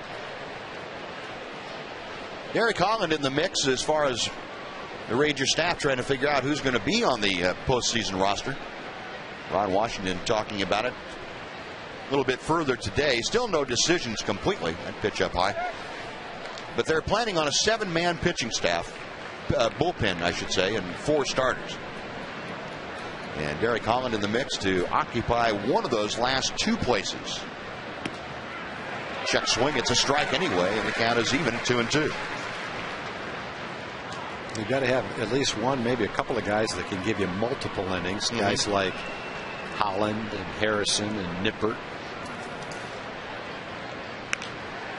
Out of play. Second deck on the first base side. Well, you know you're going to have Felice, and you know you're going to have O'Day and Ogando, and then Darren Oliver from the right side. And those really are the only 4 spots that are for sure, at least as far as what we can gather from downstairs. Then you've got the rest of the guys filling out spots for 3 more. And you've got Nippert in that. You got Holland in it. You got Harrison and Rapata and Kirkman. Hit well to center field. Bourbon not going to be able to get this one. It's going to be one hopping off the wall. Into second base goes Kendrick. And he represents the tying run. He's out there with just 1 out. And Maicer Izturis coming up. Yeah, almost all the pitchers have done some nice things this year to gain consideration. Clay Rapata was called up. Good pitch to hit right there. And boy, he put a charge in it. Clay Rapata, we've only seen him for a month, but he's shown a really good ability to come in and face a left-hand hitter and have nice stuff and get him out. Michael Kirkman has been a starting pitcher in the minor leagues. Could be a guy that gives you multiple innings, kind of like Holland. Same kind of a guy. Along with Harrison, who's pitched in long relief. He's actually pitched as a closer a couple of times, more short inning roles. So there's a lot of guys to choose from, and they've all at times done really nice things. And I guess there's one unknown really, and that's a guy you'll see again tomorrow, and that's Mark Lowe. Yeah. Mark has pitched twice now, on Friday, on Wednesday, and he's going to have one more shot on Sunday. Pitch is high to Izturis. 1 ball and no strikes. The one guy the Rangers won't have is Frankie Francisco, at least not for the first round of the playoffs, and he was the 8th inning guy. So now a lot of guys compete to be the guy in the 8th inning, whether it's O'Day, Ogando, maybe Mark Loeb to be that guy. Pistorius pops one up, playable on the right side as Ian Kinsler goes out in the shallow right field, puts it away. Staying at second is Kendrick. That's out number 2, and Mike Napoli will come up. Yeah, Mark Lowe's kind of had to plead his case in a short period of time, basically in 5 days. 3 probably 1-inning stints a day apart. It looks like he's throwing the ball well. Looks like he's real healthy. He's got a great arm. And, you and I were talking to Mark Lowe this afternoon at the clubhouse. He said, I feel great. He said, I don't know what's going to happen. He said, I really can't control that, but I'm healthy. And he said, number 1, that's the big thing for me. But number 2, he said, I feel like I can help the club no matter what they ask me to do if they choose to have me on the postseason roster. And that's a great attitude for him to have. No doubt. And when the roster is chosen, there's going to be a couple of guys that don't make the roster that, will be disappointed and really have pitched or played well enough to make a roster. But it's nice to be in the position where you have to have these conversations trying to whittle down the amount of pitchers rather than try to look to where are we going to find the 24th and 25th. Right, yeah. At least they've got some choices with pretty good guys to choose from. Yeah. Mike Napoli, the hitter, the 1-0 pitch. Instead, Holland wheels to second, but nobody's there except Kendrick, and he wasn't going to catch the ball. He threw it.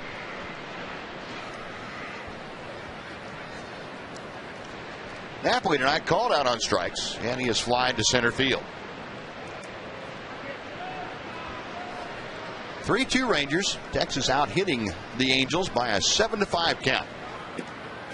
Fastball is off the inside corner. 2 balls and no strikes.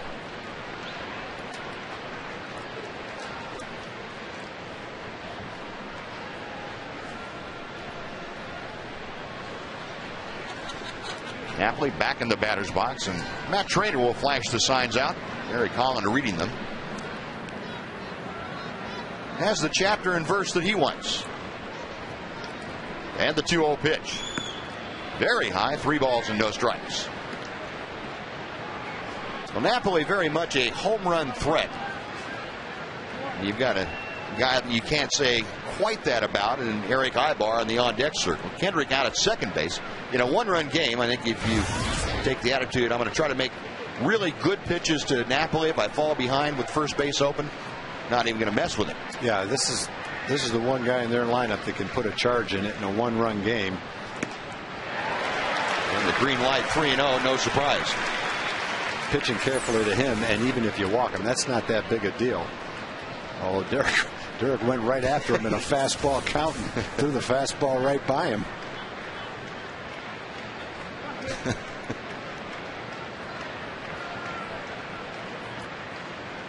Three and one now. Left-hander getting ready to work.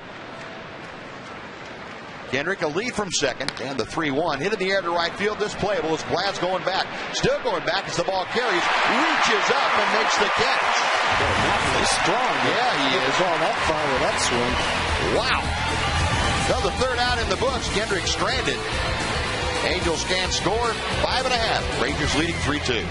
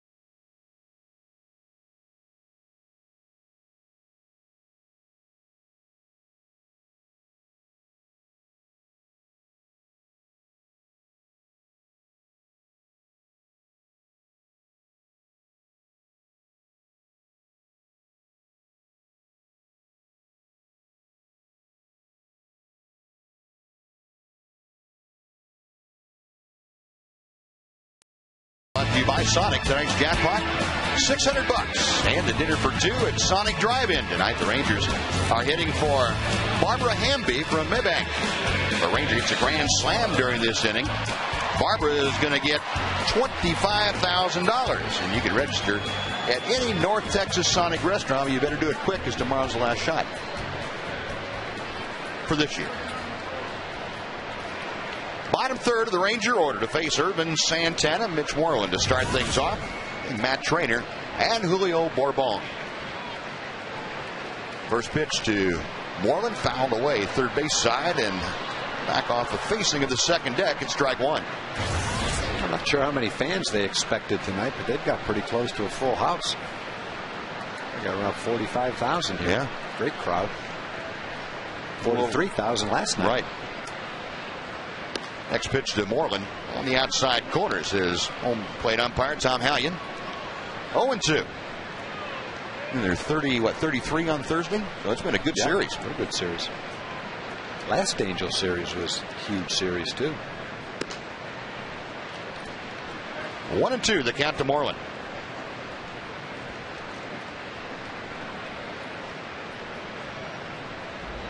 Urban Santana trailing this ball game as he's trying to establish a new career high. He's already established one. He's trying to extend that. 17-9 this year. He'd twice before been a 16-game winner. This year he's gone above and beyond. Angels, though, have scored a lot of runs for him, especially in the second half, averaging 6 runs a game in support of Santana. Again, the 1-2 got him swinging.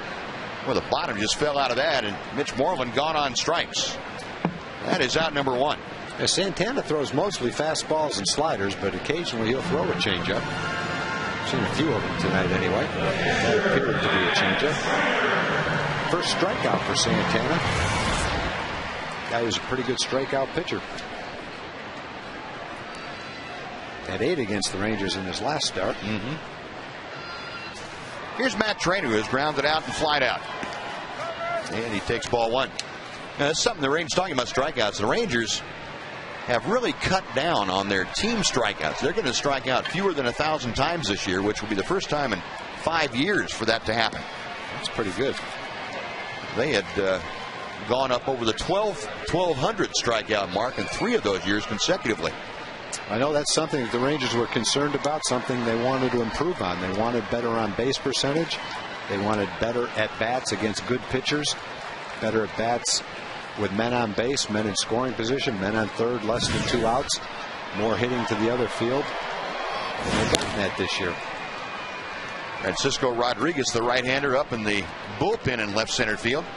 As Trainer takes a strike, it's 3-1.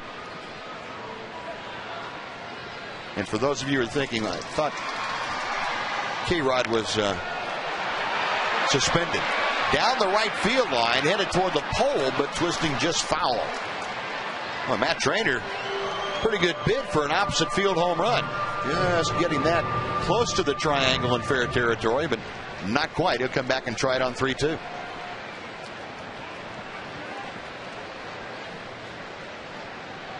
Santana, of course, last inning gave up that big 2-run home run to Josh Hamilton that turned this game around. Michael Young had preceded Josh with a sacrifice fly.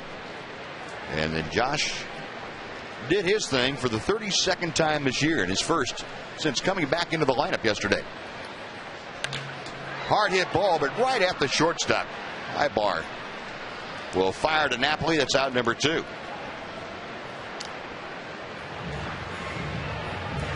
And we'll bring up Julio Bourbon.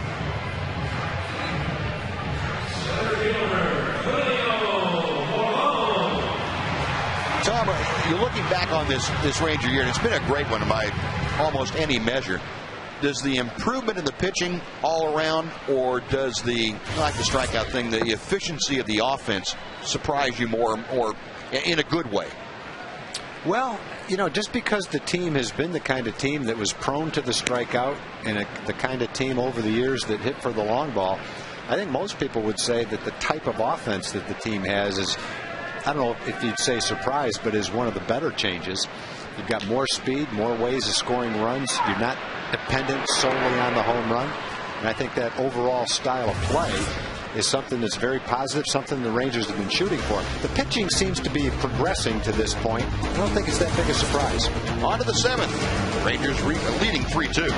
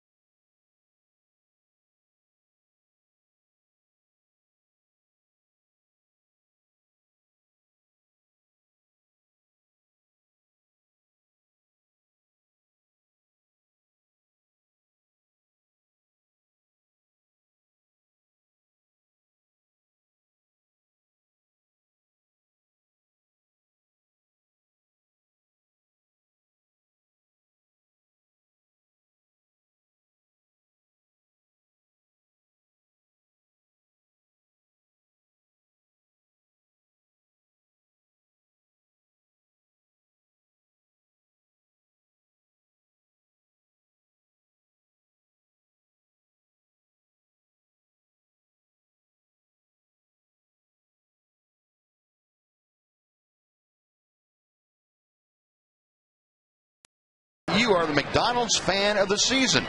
You can visit www.fanoftheseason.com today.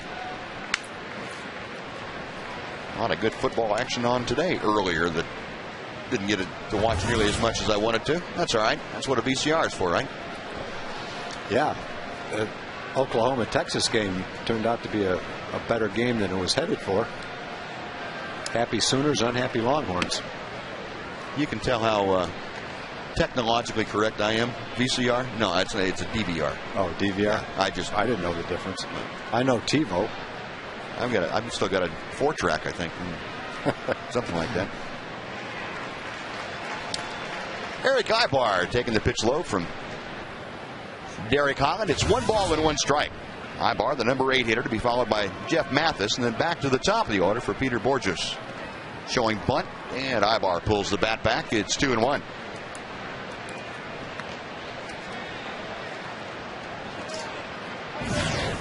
Darren O'Day getting loose in the Ranger bullpen. Ron Washington talking today about how he was going to use his bullpen. He said, I'd rather stay away from the guys that I use a lot late in the ball game. That pitch is fouled out of play. Darren O'Day won him. Darren Oliver, Neftali Feliz. But he said, look, if there's a game to be won, we got 2 games left. We're going to try and win it. And I think you're in that situation right now. 3-2 Ranger lead in the 7th inning. Rangers, one of the best things that came out of clinching with 8 games left was that they have the opportunity to rest guys and get their bullpen in order, their starting rotation in order going into the postseason. Also get Josh Hamilton back. Certainly that's been a big benefit.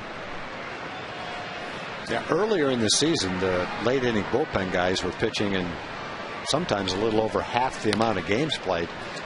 But you're right, Buzz, the last 6 weeks or so, guys like Felice and Darren Oliver have had stretches where they've gone 4 or 5 days at some point in time without having to throw.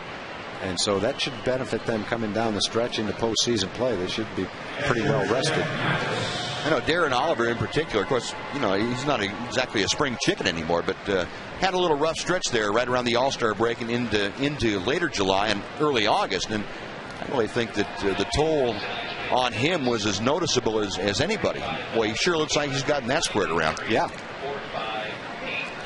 Ibar, a ground out victim. Now here's Jeff Mathis. He goes after the first pitch.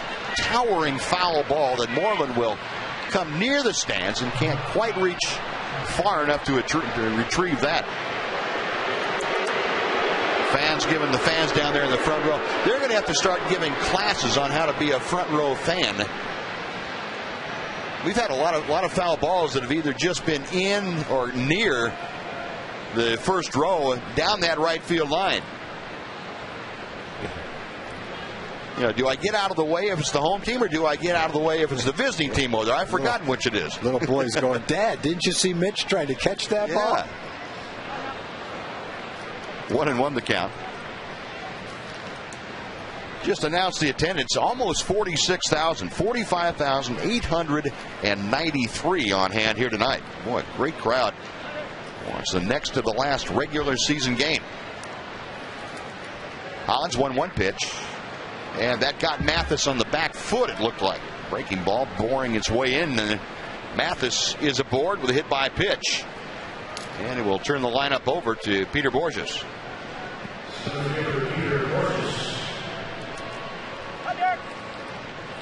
So the hit batsman gets the tying run aboard for the Angels. Borges comes to the plate having a triple and a run scored in 3 trips to the plate.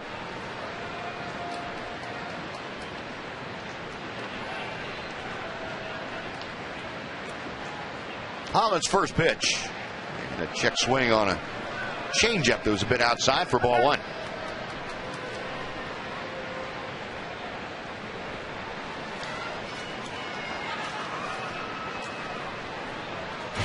Borges recalled on August the 3rd by the Angels from Salt Lake City AAA club. Immediately moved into the lineup and displaced Torrey Hunter.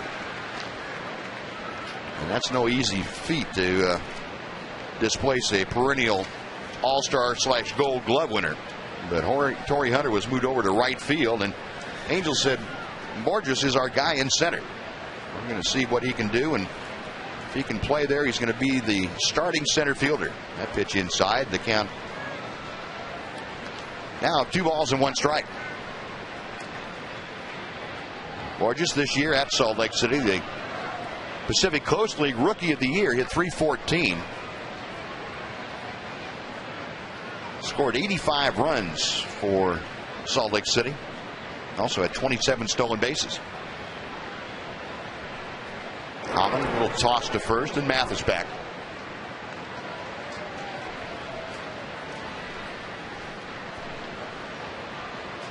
Pretty good start to a career defensively, too. Borges with 10 outfield assists from that center field position already.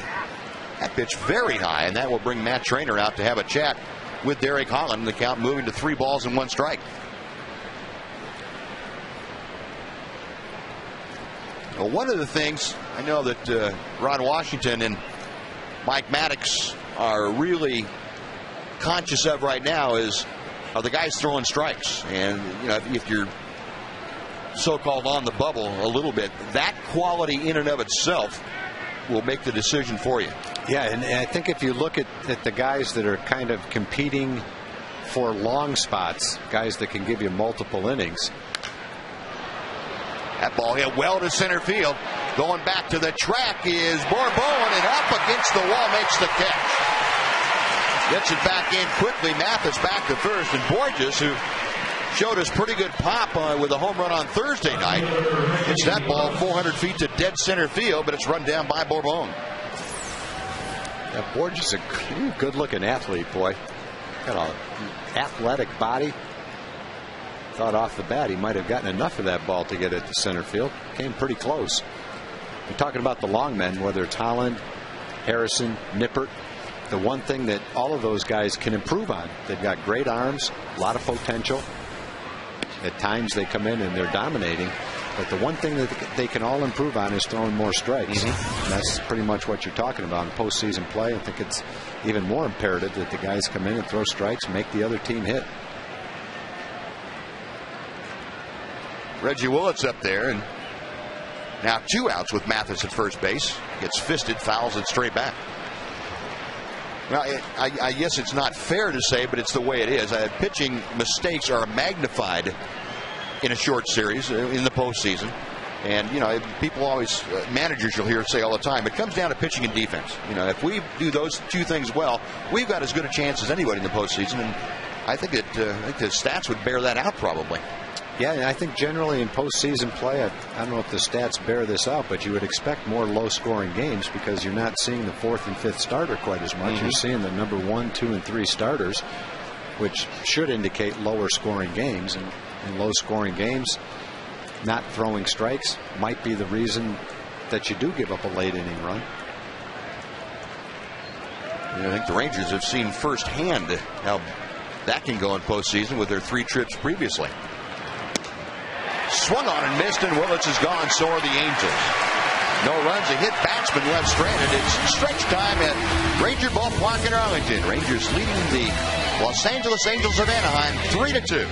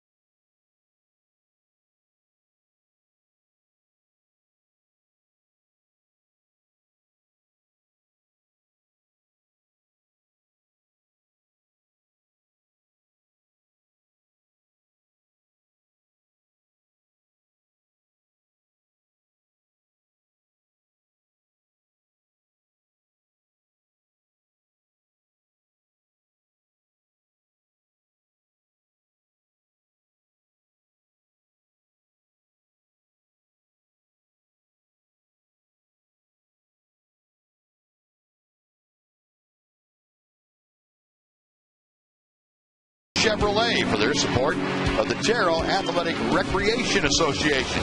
For more information on Chevy's commitment to Youth League baseball programs, visit www.ChevyTexasBaseball.com.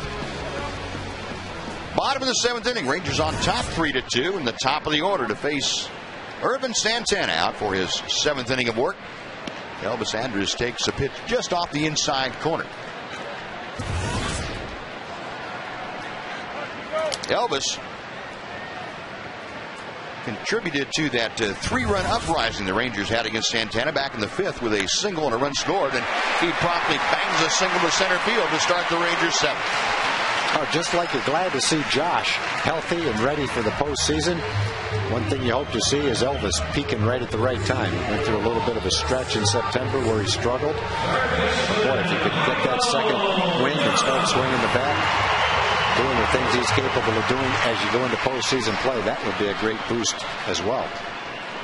And he's starting to sting the ball again. That's good news for the Rangers. Getting on base, he's had a walk and a couple of hits tonight. Now Michael Young, speaking of stinging the ball, has hit the ball right on the button all 3 times. He has 2 singles and a sac fly to show for it. Goes after the first pitch and flares it out of play. Michael now 91 RBI. His batting average up to 284.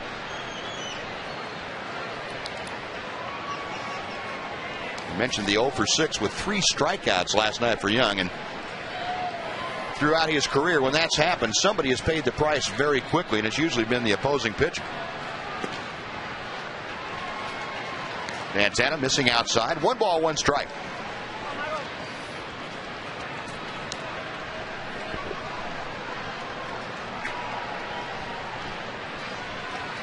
Andrus at first with very good speed. Rangers trying to tack on something extra to that 1-run advantage they enjoy.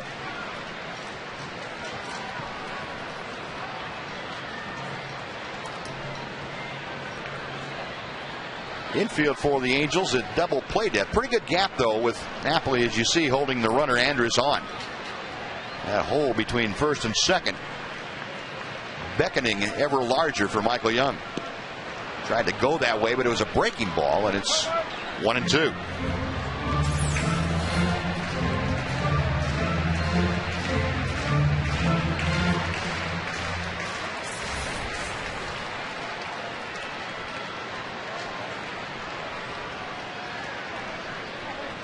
Ibar and Kendrick up the middle. At double play depth in a couple of steps toward the home plate. There goes Andrus. The pitch is lined to right field, a base hit. Andrus will keep on motoring around second on to third. And again, the Rangers playing first and third against Santana and the Angels. 4 line drives for Michael tonight. Second time he's gone first to third with Elvis. This time there's nobody out. And Josh again. High fastball. You mentioned, Buzz, that Michael's a good high fastball hitter. Another great example of it. Gets on top of that ball. Doesn't pop it up to right field. Lines it to right field. Well, that a well-executed run and hit as opposed to a hit and run. Well, run and hit, the batter's not obligated to swing at the pitch. And since there were 2 strikes on Michael, you wouldn't do that to him. But Elvis trying to swipe second, see if he can get in scoring position. And Michael said, fine, I'll just keep you on going. So runners at the corners and nobody out. And guess who? Josh Hamilton, his 32nd home run last time up. He's got 2 runners on this time, and Santana deals to him a towering fly ball down the left field line. Willits into foul territory. And there's a fan. There's a fan reaching out and making sure that ball gets in the seats. Nice going. TCU had a good day, and so did the fan. Ed Rapalano, the third base umpire down there to make the call. He said, no, that was in the seats. There was no interference. The only trouble you have is if you reach out over the field, then it's a judgment call for the umpire. Now, had Willits been able to catch that, it would have probably still been a sacrifice fly. Swing and a miss as Santana pulled the string. Your Coors Light freeze cam last time up. Boom. Josh with number 32.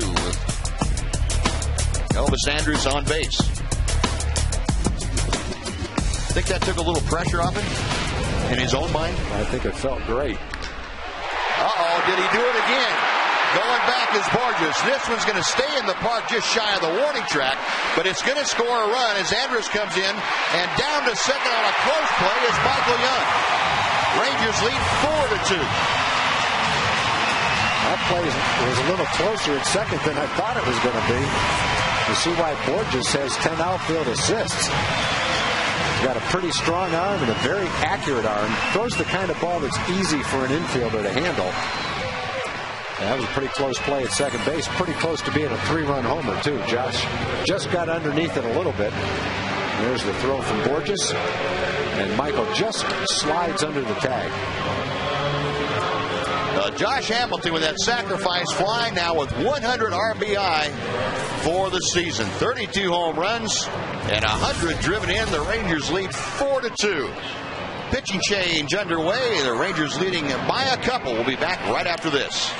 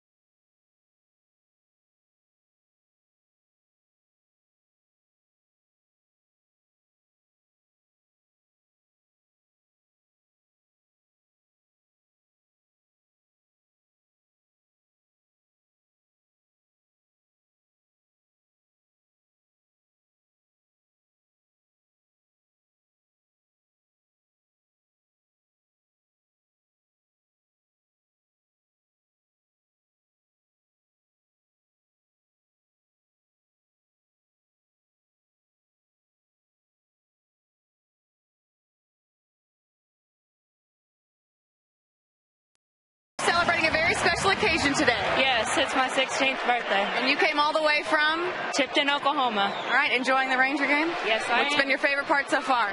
Probably Josh Hamilton home run. All right, sounds good. Here you go. Congratulations, guys. Send it back up to you. Very nice. I think a lot of folks would agree with the Josh Hamilton home run being the exciting play tonight. It was. And be sure to thank her for the cookies. That's right. That's right. These guys brought the very good sugar cookies. Tom says thank you very much. Mom's on camera. She's responsible. Okay.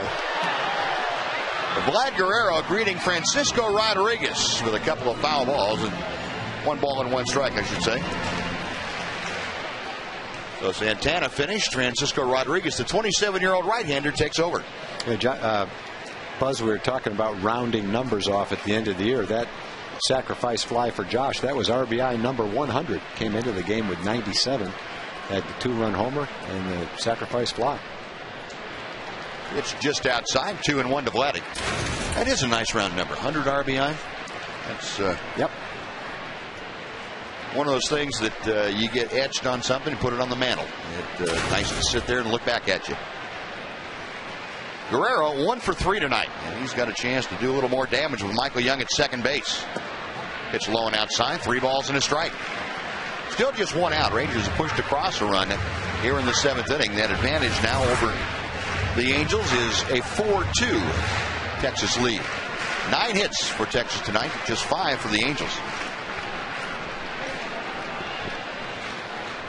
Rodriguez set a check of second. To the plate he comes. Looper to right field. That's going to fall for a base hit. Young being waved around third. Rivera up with it. The throw to the plate is cut off. Sullivan in safely, and Vlad Guerrero with his 115th RBI makes it a 5-2 Texas lead.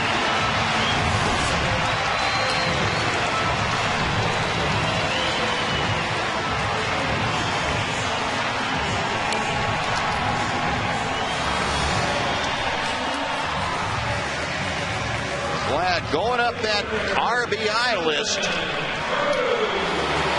115, and Jeff Francoeur off the bench is going to come in as a pinch runner. Or Vladdy, he'll take over in right field. Again, Angels trying to pitch him inside. Rodriguez got that ball in there, and Vladdy would have none of it. He just inside out of that thing. Nelly Cruz, a big swing and a miss for strike 1.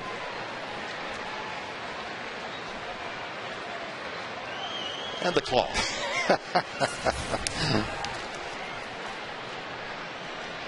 We were talking about the game before the game, Tom, about Esteban Herman didn't know what he'd start with that thing in spring training, huh? They had no idea what he was starting, but boy, it's really caught on.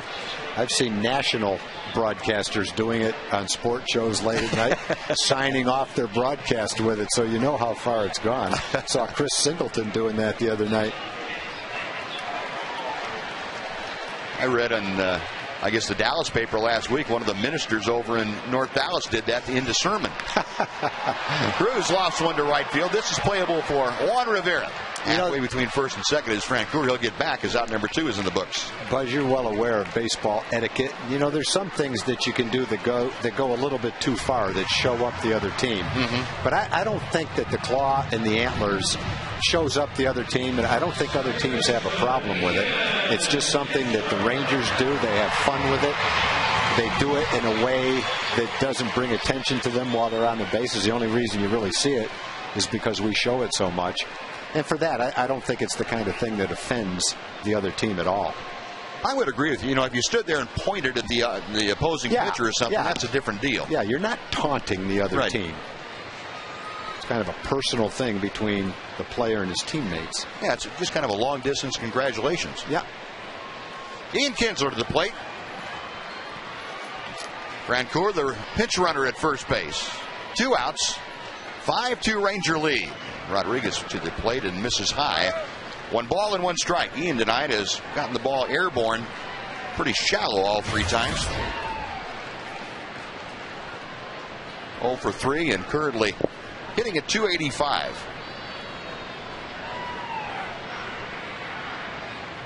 The 1-1 pitch. That's in the dirt. Nice stop by Mathis.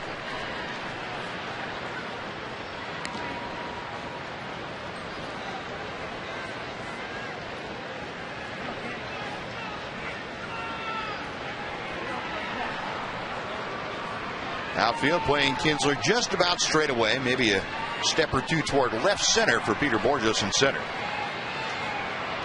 The 2-1 pitch, and that's outside and high.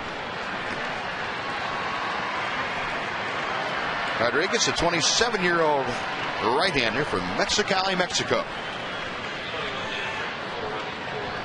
Just his 4th year in the Angel organization. Comes with the 3-1 pitch. That's low and outside, ball 4, and there are 2 aboard for Mitch Moreland.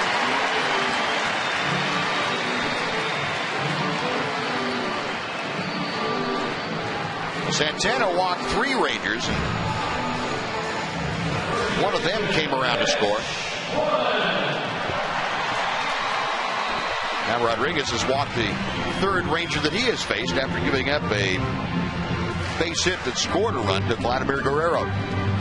Moreland tonight 0 for 2. He has walked, grounded out, and struck out.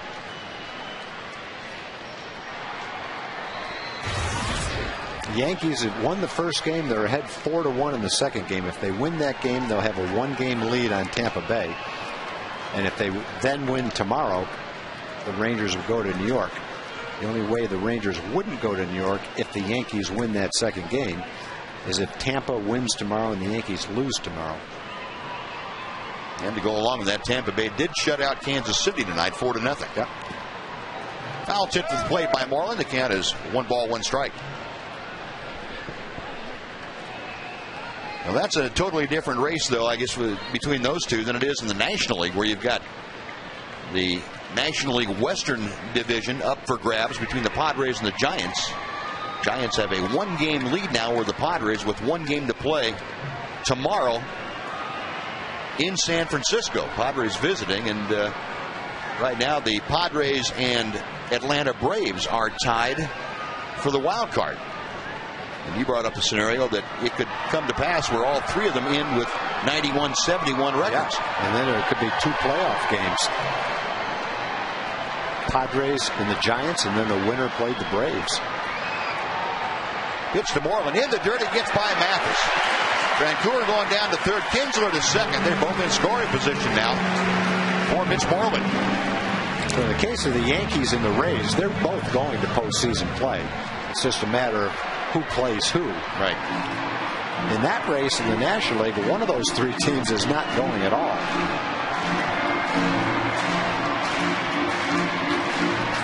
Now with that wild pitch, they're going to intentionally walk Mitch Moreland to load the bases and get to the right-handed hitting Matt Trainer. Crowd not really enjoying that possibility. They want to see Mitch swing the bat after a 2-home-run game last night, but he's not going to get the chance. Well, the intentional pass will put him on, and Matt Trainer, who has hit the ball sharply a couple of times but has nothing to show for it, will step in. And the other thing that can happen in the National League, the Giants win tomorrow, and the Braves lose tomorrow, and then San Diego and Atlanta would play for the wild card. They'd both be tied. Seems like every year there's a playoff somewhere. Not every year, but frequently there's a playoff somewhere. Yeah. Trainer 0 for 3, a couple of ground outs and a flyout. Got Francoeur, Kinsler, and Moreland. 3rd, 2nd, and 1st. Rangers have punched across a couple here in the 7th, looking for more. First pitch is a bit low for ball 1.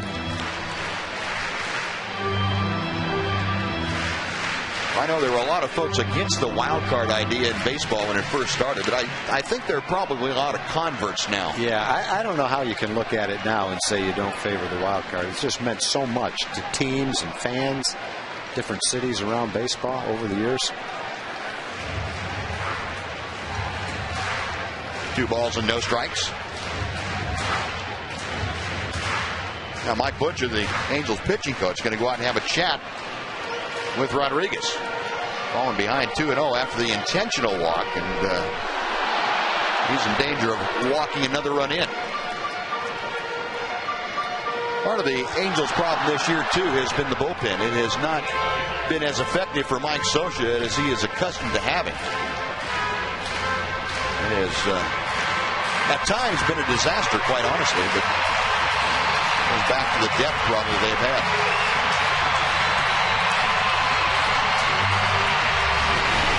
The Scotch products keep your lawn lush and green. Visit Lowe's for a chance to win a VIP World Series experience. Compliments of Scotch. Conference concluded. Now the 2-0 pitch. Swung on and missed, and Rodriguez looked like he pulled the string on Trainer a bit. Yeah, it looked like he threw him a slider and fooled him, and might have been ball 3. If you're a hitter right there, though, after the pitching coach goes out there, you have to be looking for a fastball. And I think you look for it so much, you commit a little too soon and can't hold up on anything other than a fastball. Now Rodriguez in the 2-1 is low and outside. 3 balls and a strike. Yeah, that's why he didn't throw him a fastball, because he feels like he can throw his other pitch for a strike better. Francoeur, Kinsler, and Moreland. Runners aboard, and Trainer trying to cash him in. Francisco Rodriguez set. The 3-1 pitch. Check swing, ball 4, and Francoeur will cross home plate. Trainer the RBI. It is 6-2 Texas. And he threw him a slider there, and I think the reason he threw it wasn't to fool the hitter. I think he threw it because he felt like that was the pitch he could throw for a strike the best. Didn't work, though. And that's going to do it for Francisco Rodriguez. Mike Socha says, give me the ball, and Rodriguez will head back to the dugout. Bobby Casava had been warming in the Angel bullpen. He will be the new pitcher.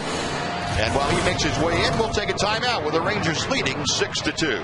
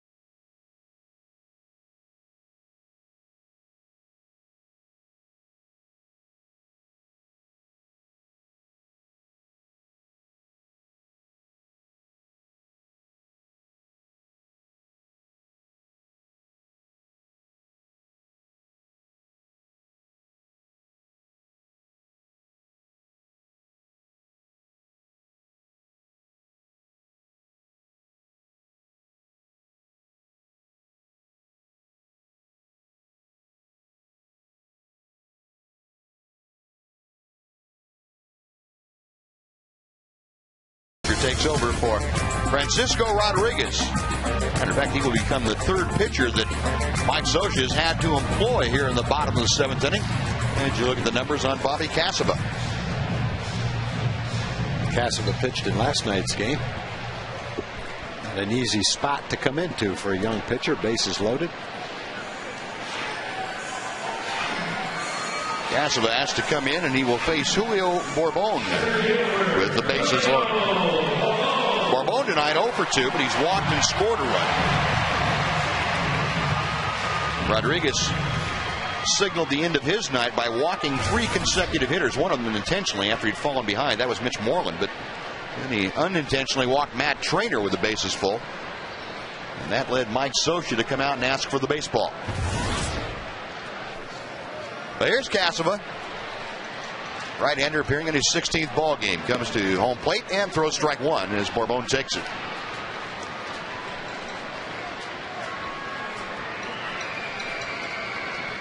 Outfield swung around to the left side. The infield straight away for the left-handed hitting Bourbon. Casava's 0-1 pitch. Foul back to the screen. Rangers with 3 spots in both the 5th and now the 7th. And they're still looking for more here in the 7th. Angels, meanwhile, put their 2 up in the 1st inning. The first 5 hitters produced 2 runs against C.J. Wilson. Then C.J. promptly retired the next 11 he faced. Slap toward the left side. Cut off nicely by Astura. Short way to Kendrick. And the side retired. Castleman gets the job done, but the Rangers score 3 more times. They strand 3. Will go to the 8th inning. Texas 6, Los Angeles 2.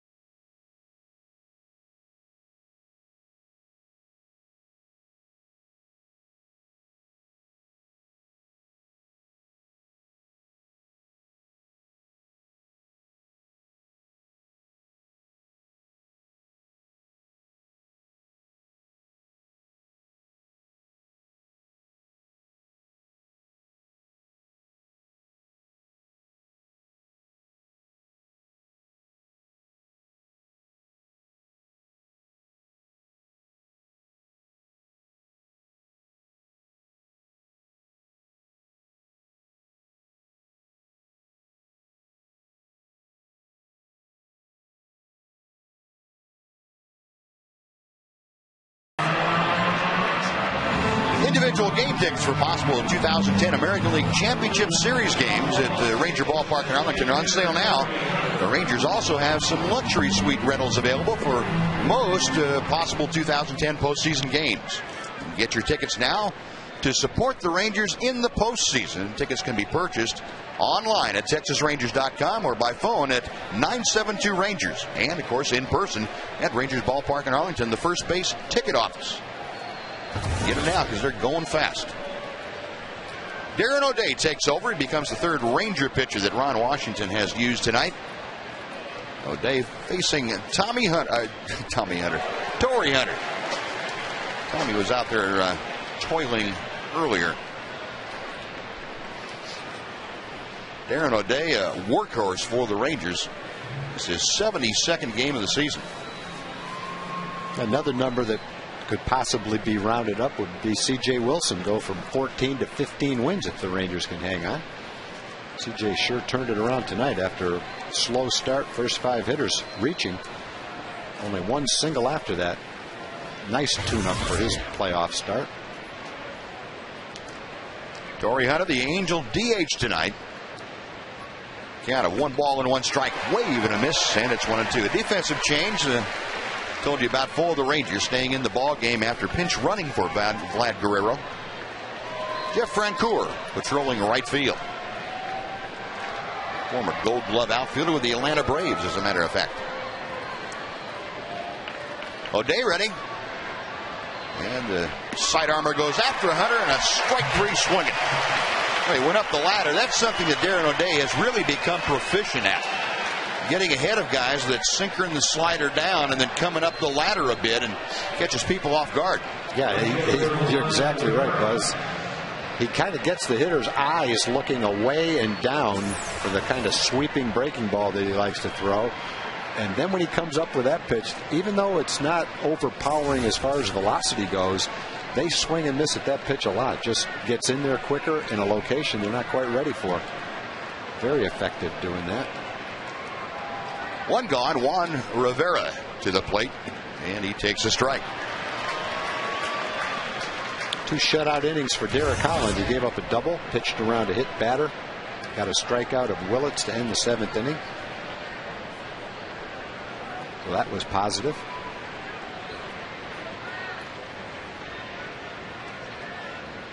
O'Day's 0-1 pitch, high and outside. Yeah, as a hitter, Tom, when you were, and I know the thinking of hitting has changed a lot, but when you were going to guess, if you had to guess, did you guess location or did you guess kind of pitch that you thought was coming? Yeah, I wasn't too good at location. I usually look for a fastball, and occasionally against a breaking ball pitcher, maybe a breaking ball, but I just usually looked for the pitch and then tried to adjust where it was. Yeah. You know, there'd be times in a game where you could sense that a pitcher or the team was trying to pitch you in or try to pitch you away, just like I'm sure Guerrero senses that they pitch him in a lot, and you try to make an adjustment and look for the pitch in.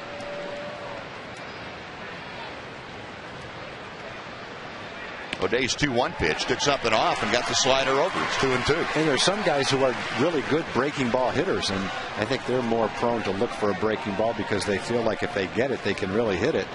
There's a lot of us that weren't very good breaking ball hitters, and you say to yourself, well, if I look for it, I still might not be able to hit it. So I'm going to favor the fastball and hope that I can somehow make an adjustment. Toby Harry used to say, and Toby was a very patient hitter. It was the same thing again. Yeah. Toby was a patient hitter and a good hitter, and he said he wouldn't swing at a breaking ball until he got 2 strikes. He didn't swing at it unless he had to. The thing with Toby was he wouldn't miss the fastball when he got the fastball. Really good fastball hitter. That's pretty much the same effect that Hunter had right there. Sure was. 2 gone on punch outs, and Howie Kendrick will come up. I guess looking for the breaking ball, if you can't do much with it, it's kind of like looking for a Nolan Ryan high fastball. What are you going to do with it? Yeah. Nice going. Yeah. See, that sounded real good. And Bert Blyleven, was the classic fastball curveball. Yeah. 2 pitches. He didn't throw anything else. And so you'd go up there and you had a choice to look for one or the other. Generally in an at-bat, you'd see both pitches. And so if you had your choice, occasionally some guys, Jim Fregosi used to say he'd look for a breaking ball because he felt like he had a better chance of hitting the breaking ball than the 95-mile-an-hour fastball. I knew I couldn't hit his curveball, so I had to look for the fastball and hope I was able to hit it. A ball and a strike to Kendrick. Howie tonight 2 out of 3 with an RBI single. Goes after the breaking ball with no success. But Darren O'Day has looked sharp this inning, getting that breaking ball over. Fastball over at will, and then going upstairs to the first 2 hitters for the strikeouts. Well, Darren's another guy who's trying to get in shape for postseason play. He missed about 10 days with a back ailment. And so this is a real nice sign to see Darren finishing strong in this inning as we go into postseason play. Imagine how many games Bert Blyleven would have won if he had a real good changeup to go with those other 2 pitches. No, hitters wouldn't have had a chance. They would have taken to the next league higher. Would you rank Blyleven's curveball the best you've seen? Best I saw. Yeah, me too. Yeah. Again, O'Day ready. The 1-2 pitch. Got him upstairs again, and Kendrick had to fight that one off. It's out of play down the right side. When Darren's sharp, it's not fun facing him. Kendrick's kind of talking to himself right there. You tend to swing at a high fastball. You're late on it. Now you're wondering, okay, high fastball in, the high fastball away, sinker down and in, the slurve away. What's it going to be? Just feel confused. Target set inside. Breaking balls gets in there, and a fly ball to left field. Harmlessly heading out there for Nelly Cruz, who puts it away. Nice 1-2-3 inning with a pair of punch-outs for Darren O'Day. We finished 7.5. Rangers on top of the Angels 6-2.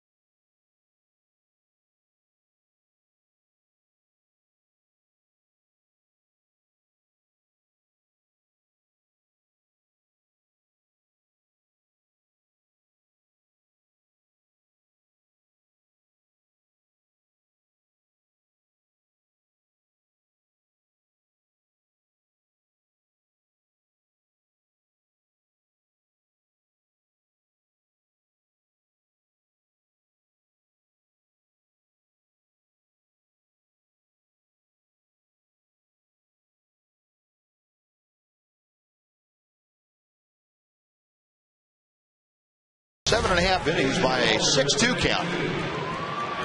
Angels have, hello there, everybody. Angels have gone to their bullpen once again. What a great night out here at the ballpark. Almost 46,000 people seeing a great ball game. Rangers got down early, and C.J. Wilson got it all squared around. The Rangers came back. Josh Hamilton went yard.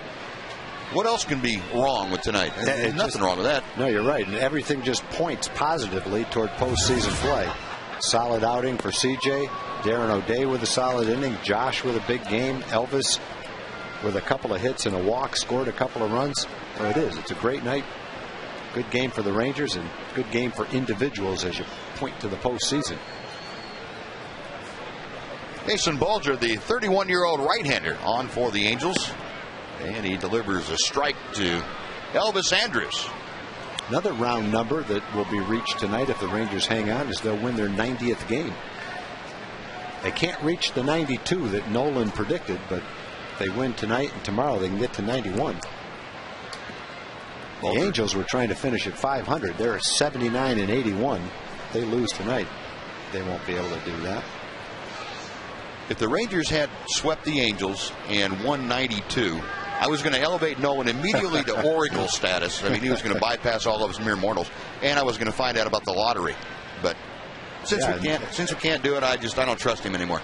I think everybody was thinking the Rangers would be somewhere a little bit above last year. Where they win 87 or so last year? No, 88, 89. And Nolan went to 92. I think Nolan was the highest. I don't think anyone was saying 92. And everybody said, it's going to be a good year. Nolan might be a little bit high. He's pretty much right there. Yeah. Elvis turns on one to left field, but Willits has plenty of room over there, and that's out number one. So Elvis, who had been on base 3 times tonight, prior to that at bat, flies out to start the 8th inning, and that'll bring up Michael Young. Well, that's the first time, I think, making a prediction when you're probably going to get an ownership position in the ball club and you have something really at stake. I mean, it's coming out of your hip pocket. That's impressive. Yeah, it is. To go up the ladder like that to 92 right away when everybody else is a little bit lower and be right on the money. And Nolan plays it pretty close to the vest. I think some people were a little surprised he went right out there in spring training and popped out with 92 like that. Knew what he was doing, though. Yes, he did. And does, for that matter. Yep. Michael Young, a good night at the plate. And Jason Bulger back to him, misses high. Young was 3 singles, a run scored, and an RBI. He has a perfect evening going. Drove in his 91st run of the year. First Ranger run back in the 5th inning. And Josh Hamilton followed with a 2-run shot that put the Rangers on top. Out of play on the right side. 6 runs on 10 hits, no errors for Texas. 2 runs on 5 hits, no errors for the Los Angeles Angels of Anaheim. Well, Michael Young's got so many at-bats this year that he can go 3 for 3 in the game, and he's only jumped from 282 to 285. His average has only gone up 3 points with 3 for 3. How many at-bats? 652. Those are official at-bats. That didn't count walks or anything. No, those are just official at-bats. 2-2 pitch. Just got a piece of it. Michael stays alive.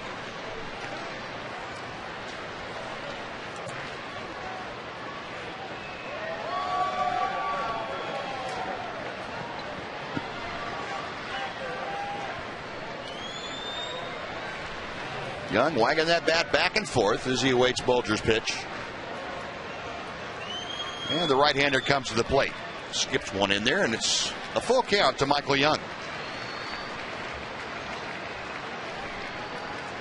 At-bat leaders for the American League. Michael not far out of that top spot.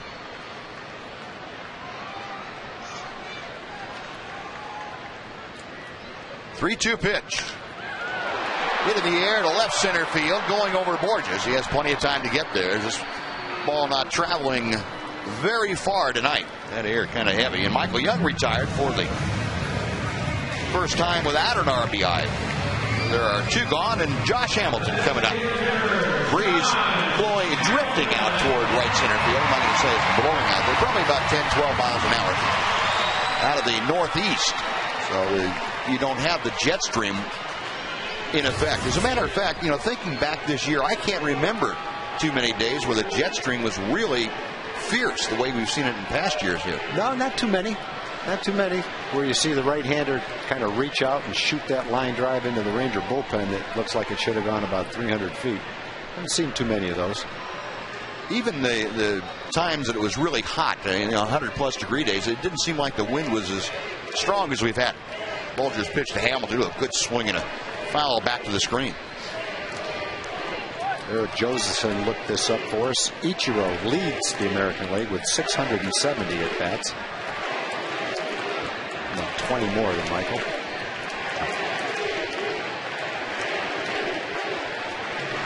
No balls and a strike. Josh, with that 3-run home run, has 3 driven in tonight, so he's up to an even 100. He takes a breaking ball that catches the outside corner. It's 0-2. Sacrifice fly off of Hamilton's bat in the 7th inning. Got the scoring started there. Rangers have put up a 3 spot in 2 separate innings. 5th and the 7th. Tap foul at home plate, and Josh stays alive. Earlier in the ball game, and Josh Hamilton clocked one right over the Ranger bullpen, 415 feet or so. His first home run since coming back, and just made a lot of folks in that Ranger dugout very happy. So yeah, we got the big guy back. Again, the 0-2 pitch. Again, tap foul.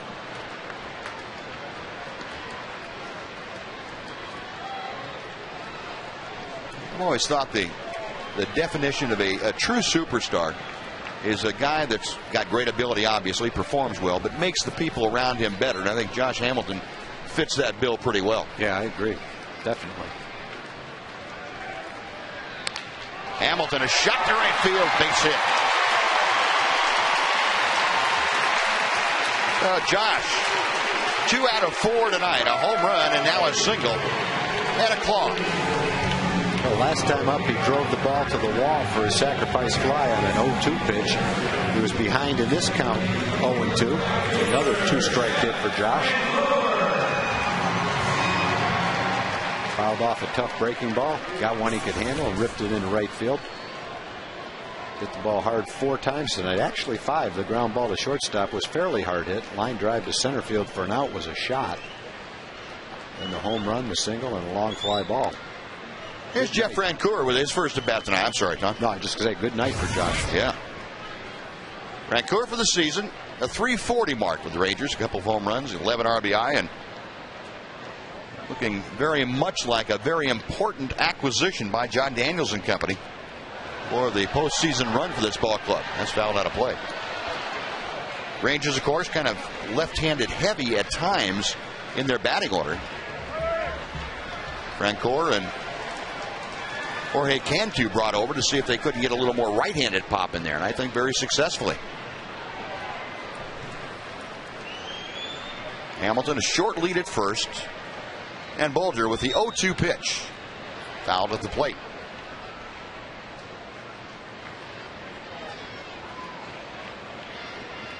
Go ahead. You have to applaud the acquisition, too, of Francoeur for another reason. He's a great guy to have in the clubhouse. I mean, he had that reputation, but you never really know until you see the guy in person in that setting. And he has the kind of personality that really is a great boon to the Ranger clubhouse. He's got good energy, upbeat. You feel good when you're around him. Check swing on the breaking ball. It's 1-2. And he's been in a winning atmosphere before, too. Came up in the Braves organization. And I don't think there's any substitute for guys that have that on their resume. A ball and 2 strikes. Bulger, a letter high set to the plate he comes. Got him swinging. Pulled the string on a breaking ball, and Francoeur is gone, so are the Rangers. No runs a hit. 1 left. On to the 9th we go. Texas leading LA 6-2.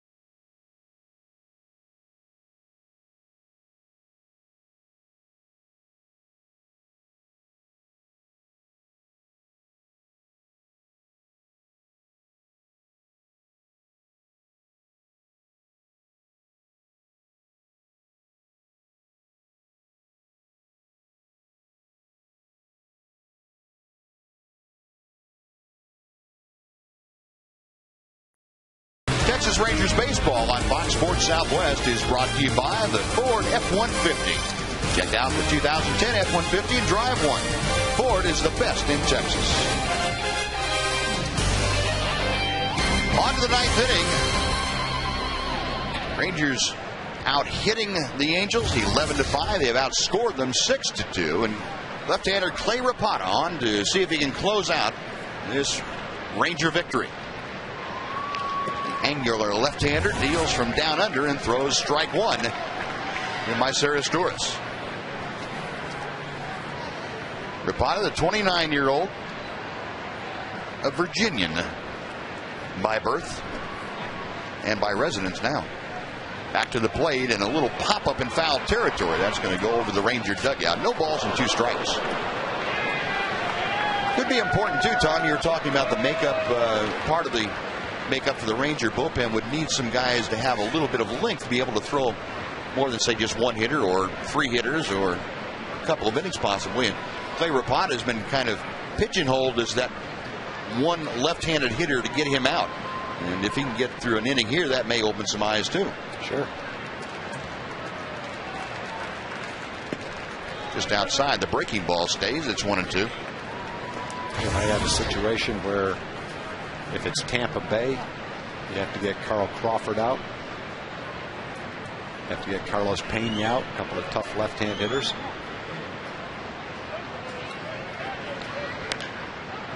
Sharply hit ground ball by Michael Young. Went down to both knees. Couldn't quite get it. Oh, leadoff base hit. As is Sturris on base. And let's go down to the set of Rangers Live for Dana Larson. Hi, Dana.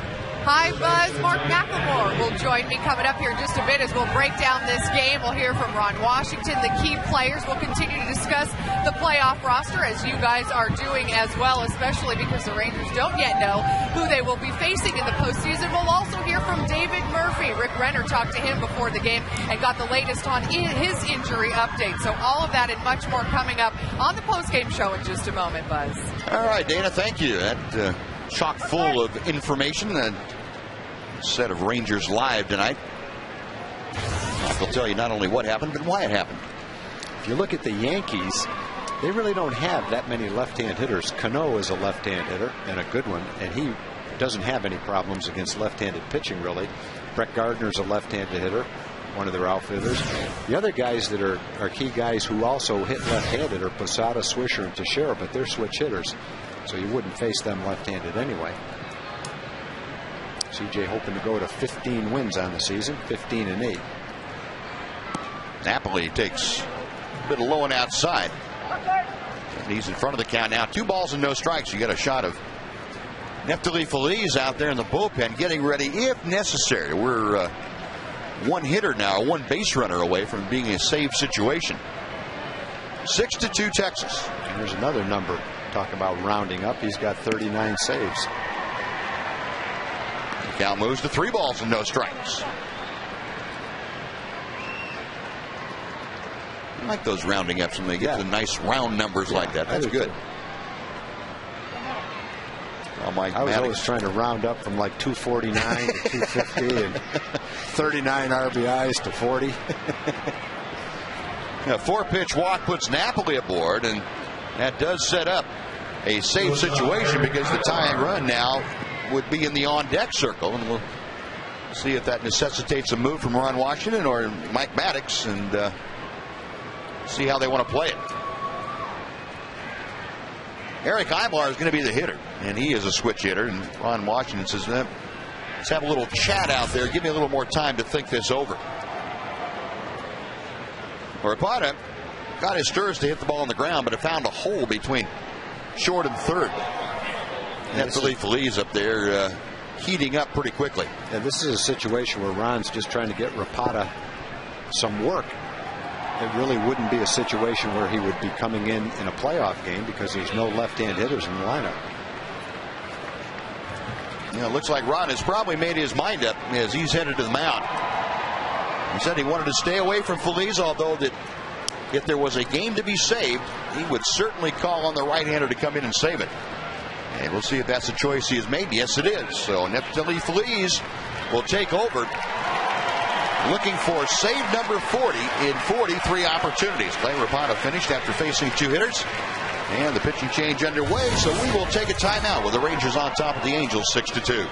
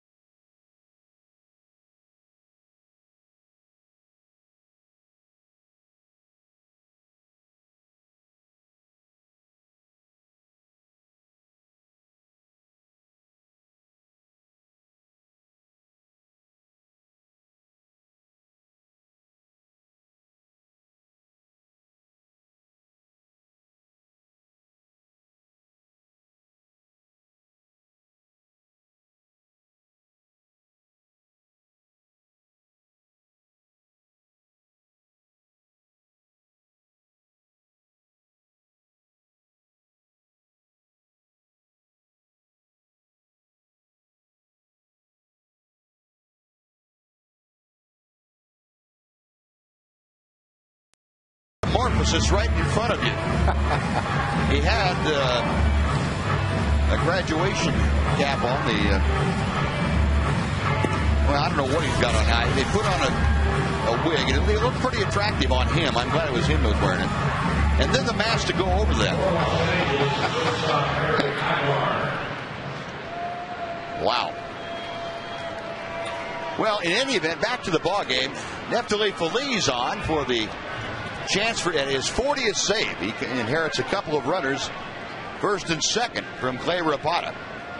And he will face Eric Ibar, who switches around to hit from the left side now. Then it's Jeff Mathis' spot, although Alberto Callaspo has come out of the on-deck circle. And then back to the top of the Angels' order. 6-2, Feliz on and goes to work. Fastball is a strike at the knees at 92. Well, hopefully it works out for Neftali to get his 40th save. If it does, he'll be pitching on a day's rest. He threw over 20 pitches, but he wouldn't pitch tomorrow. He had 2 off days before the postseason. There'd be 3 off days. Angels complaining about that call. The hitter's only 5 feet tall. Doesn't have knees that tall. Had to be a strike.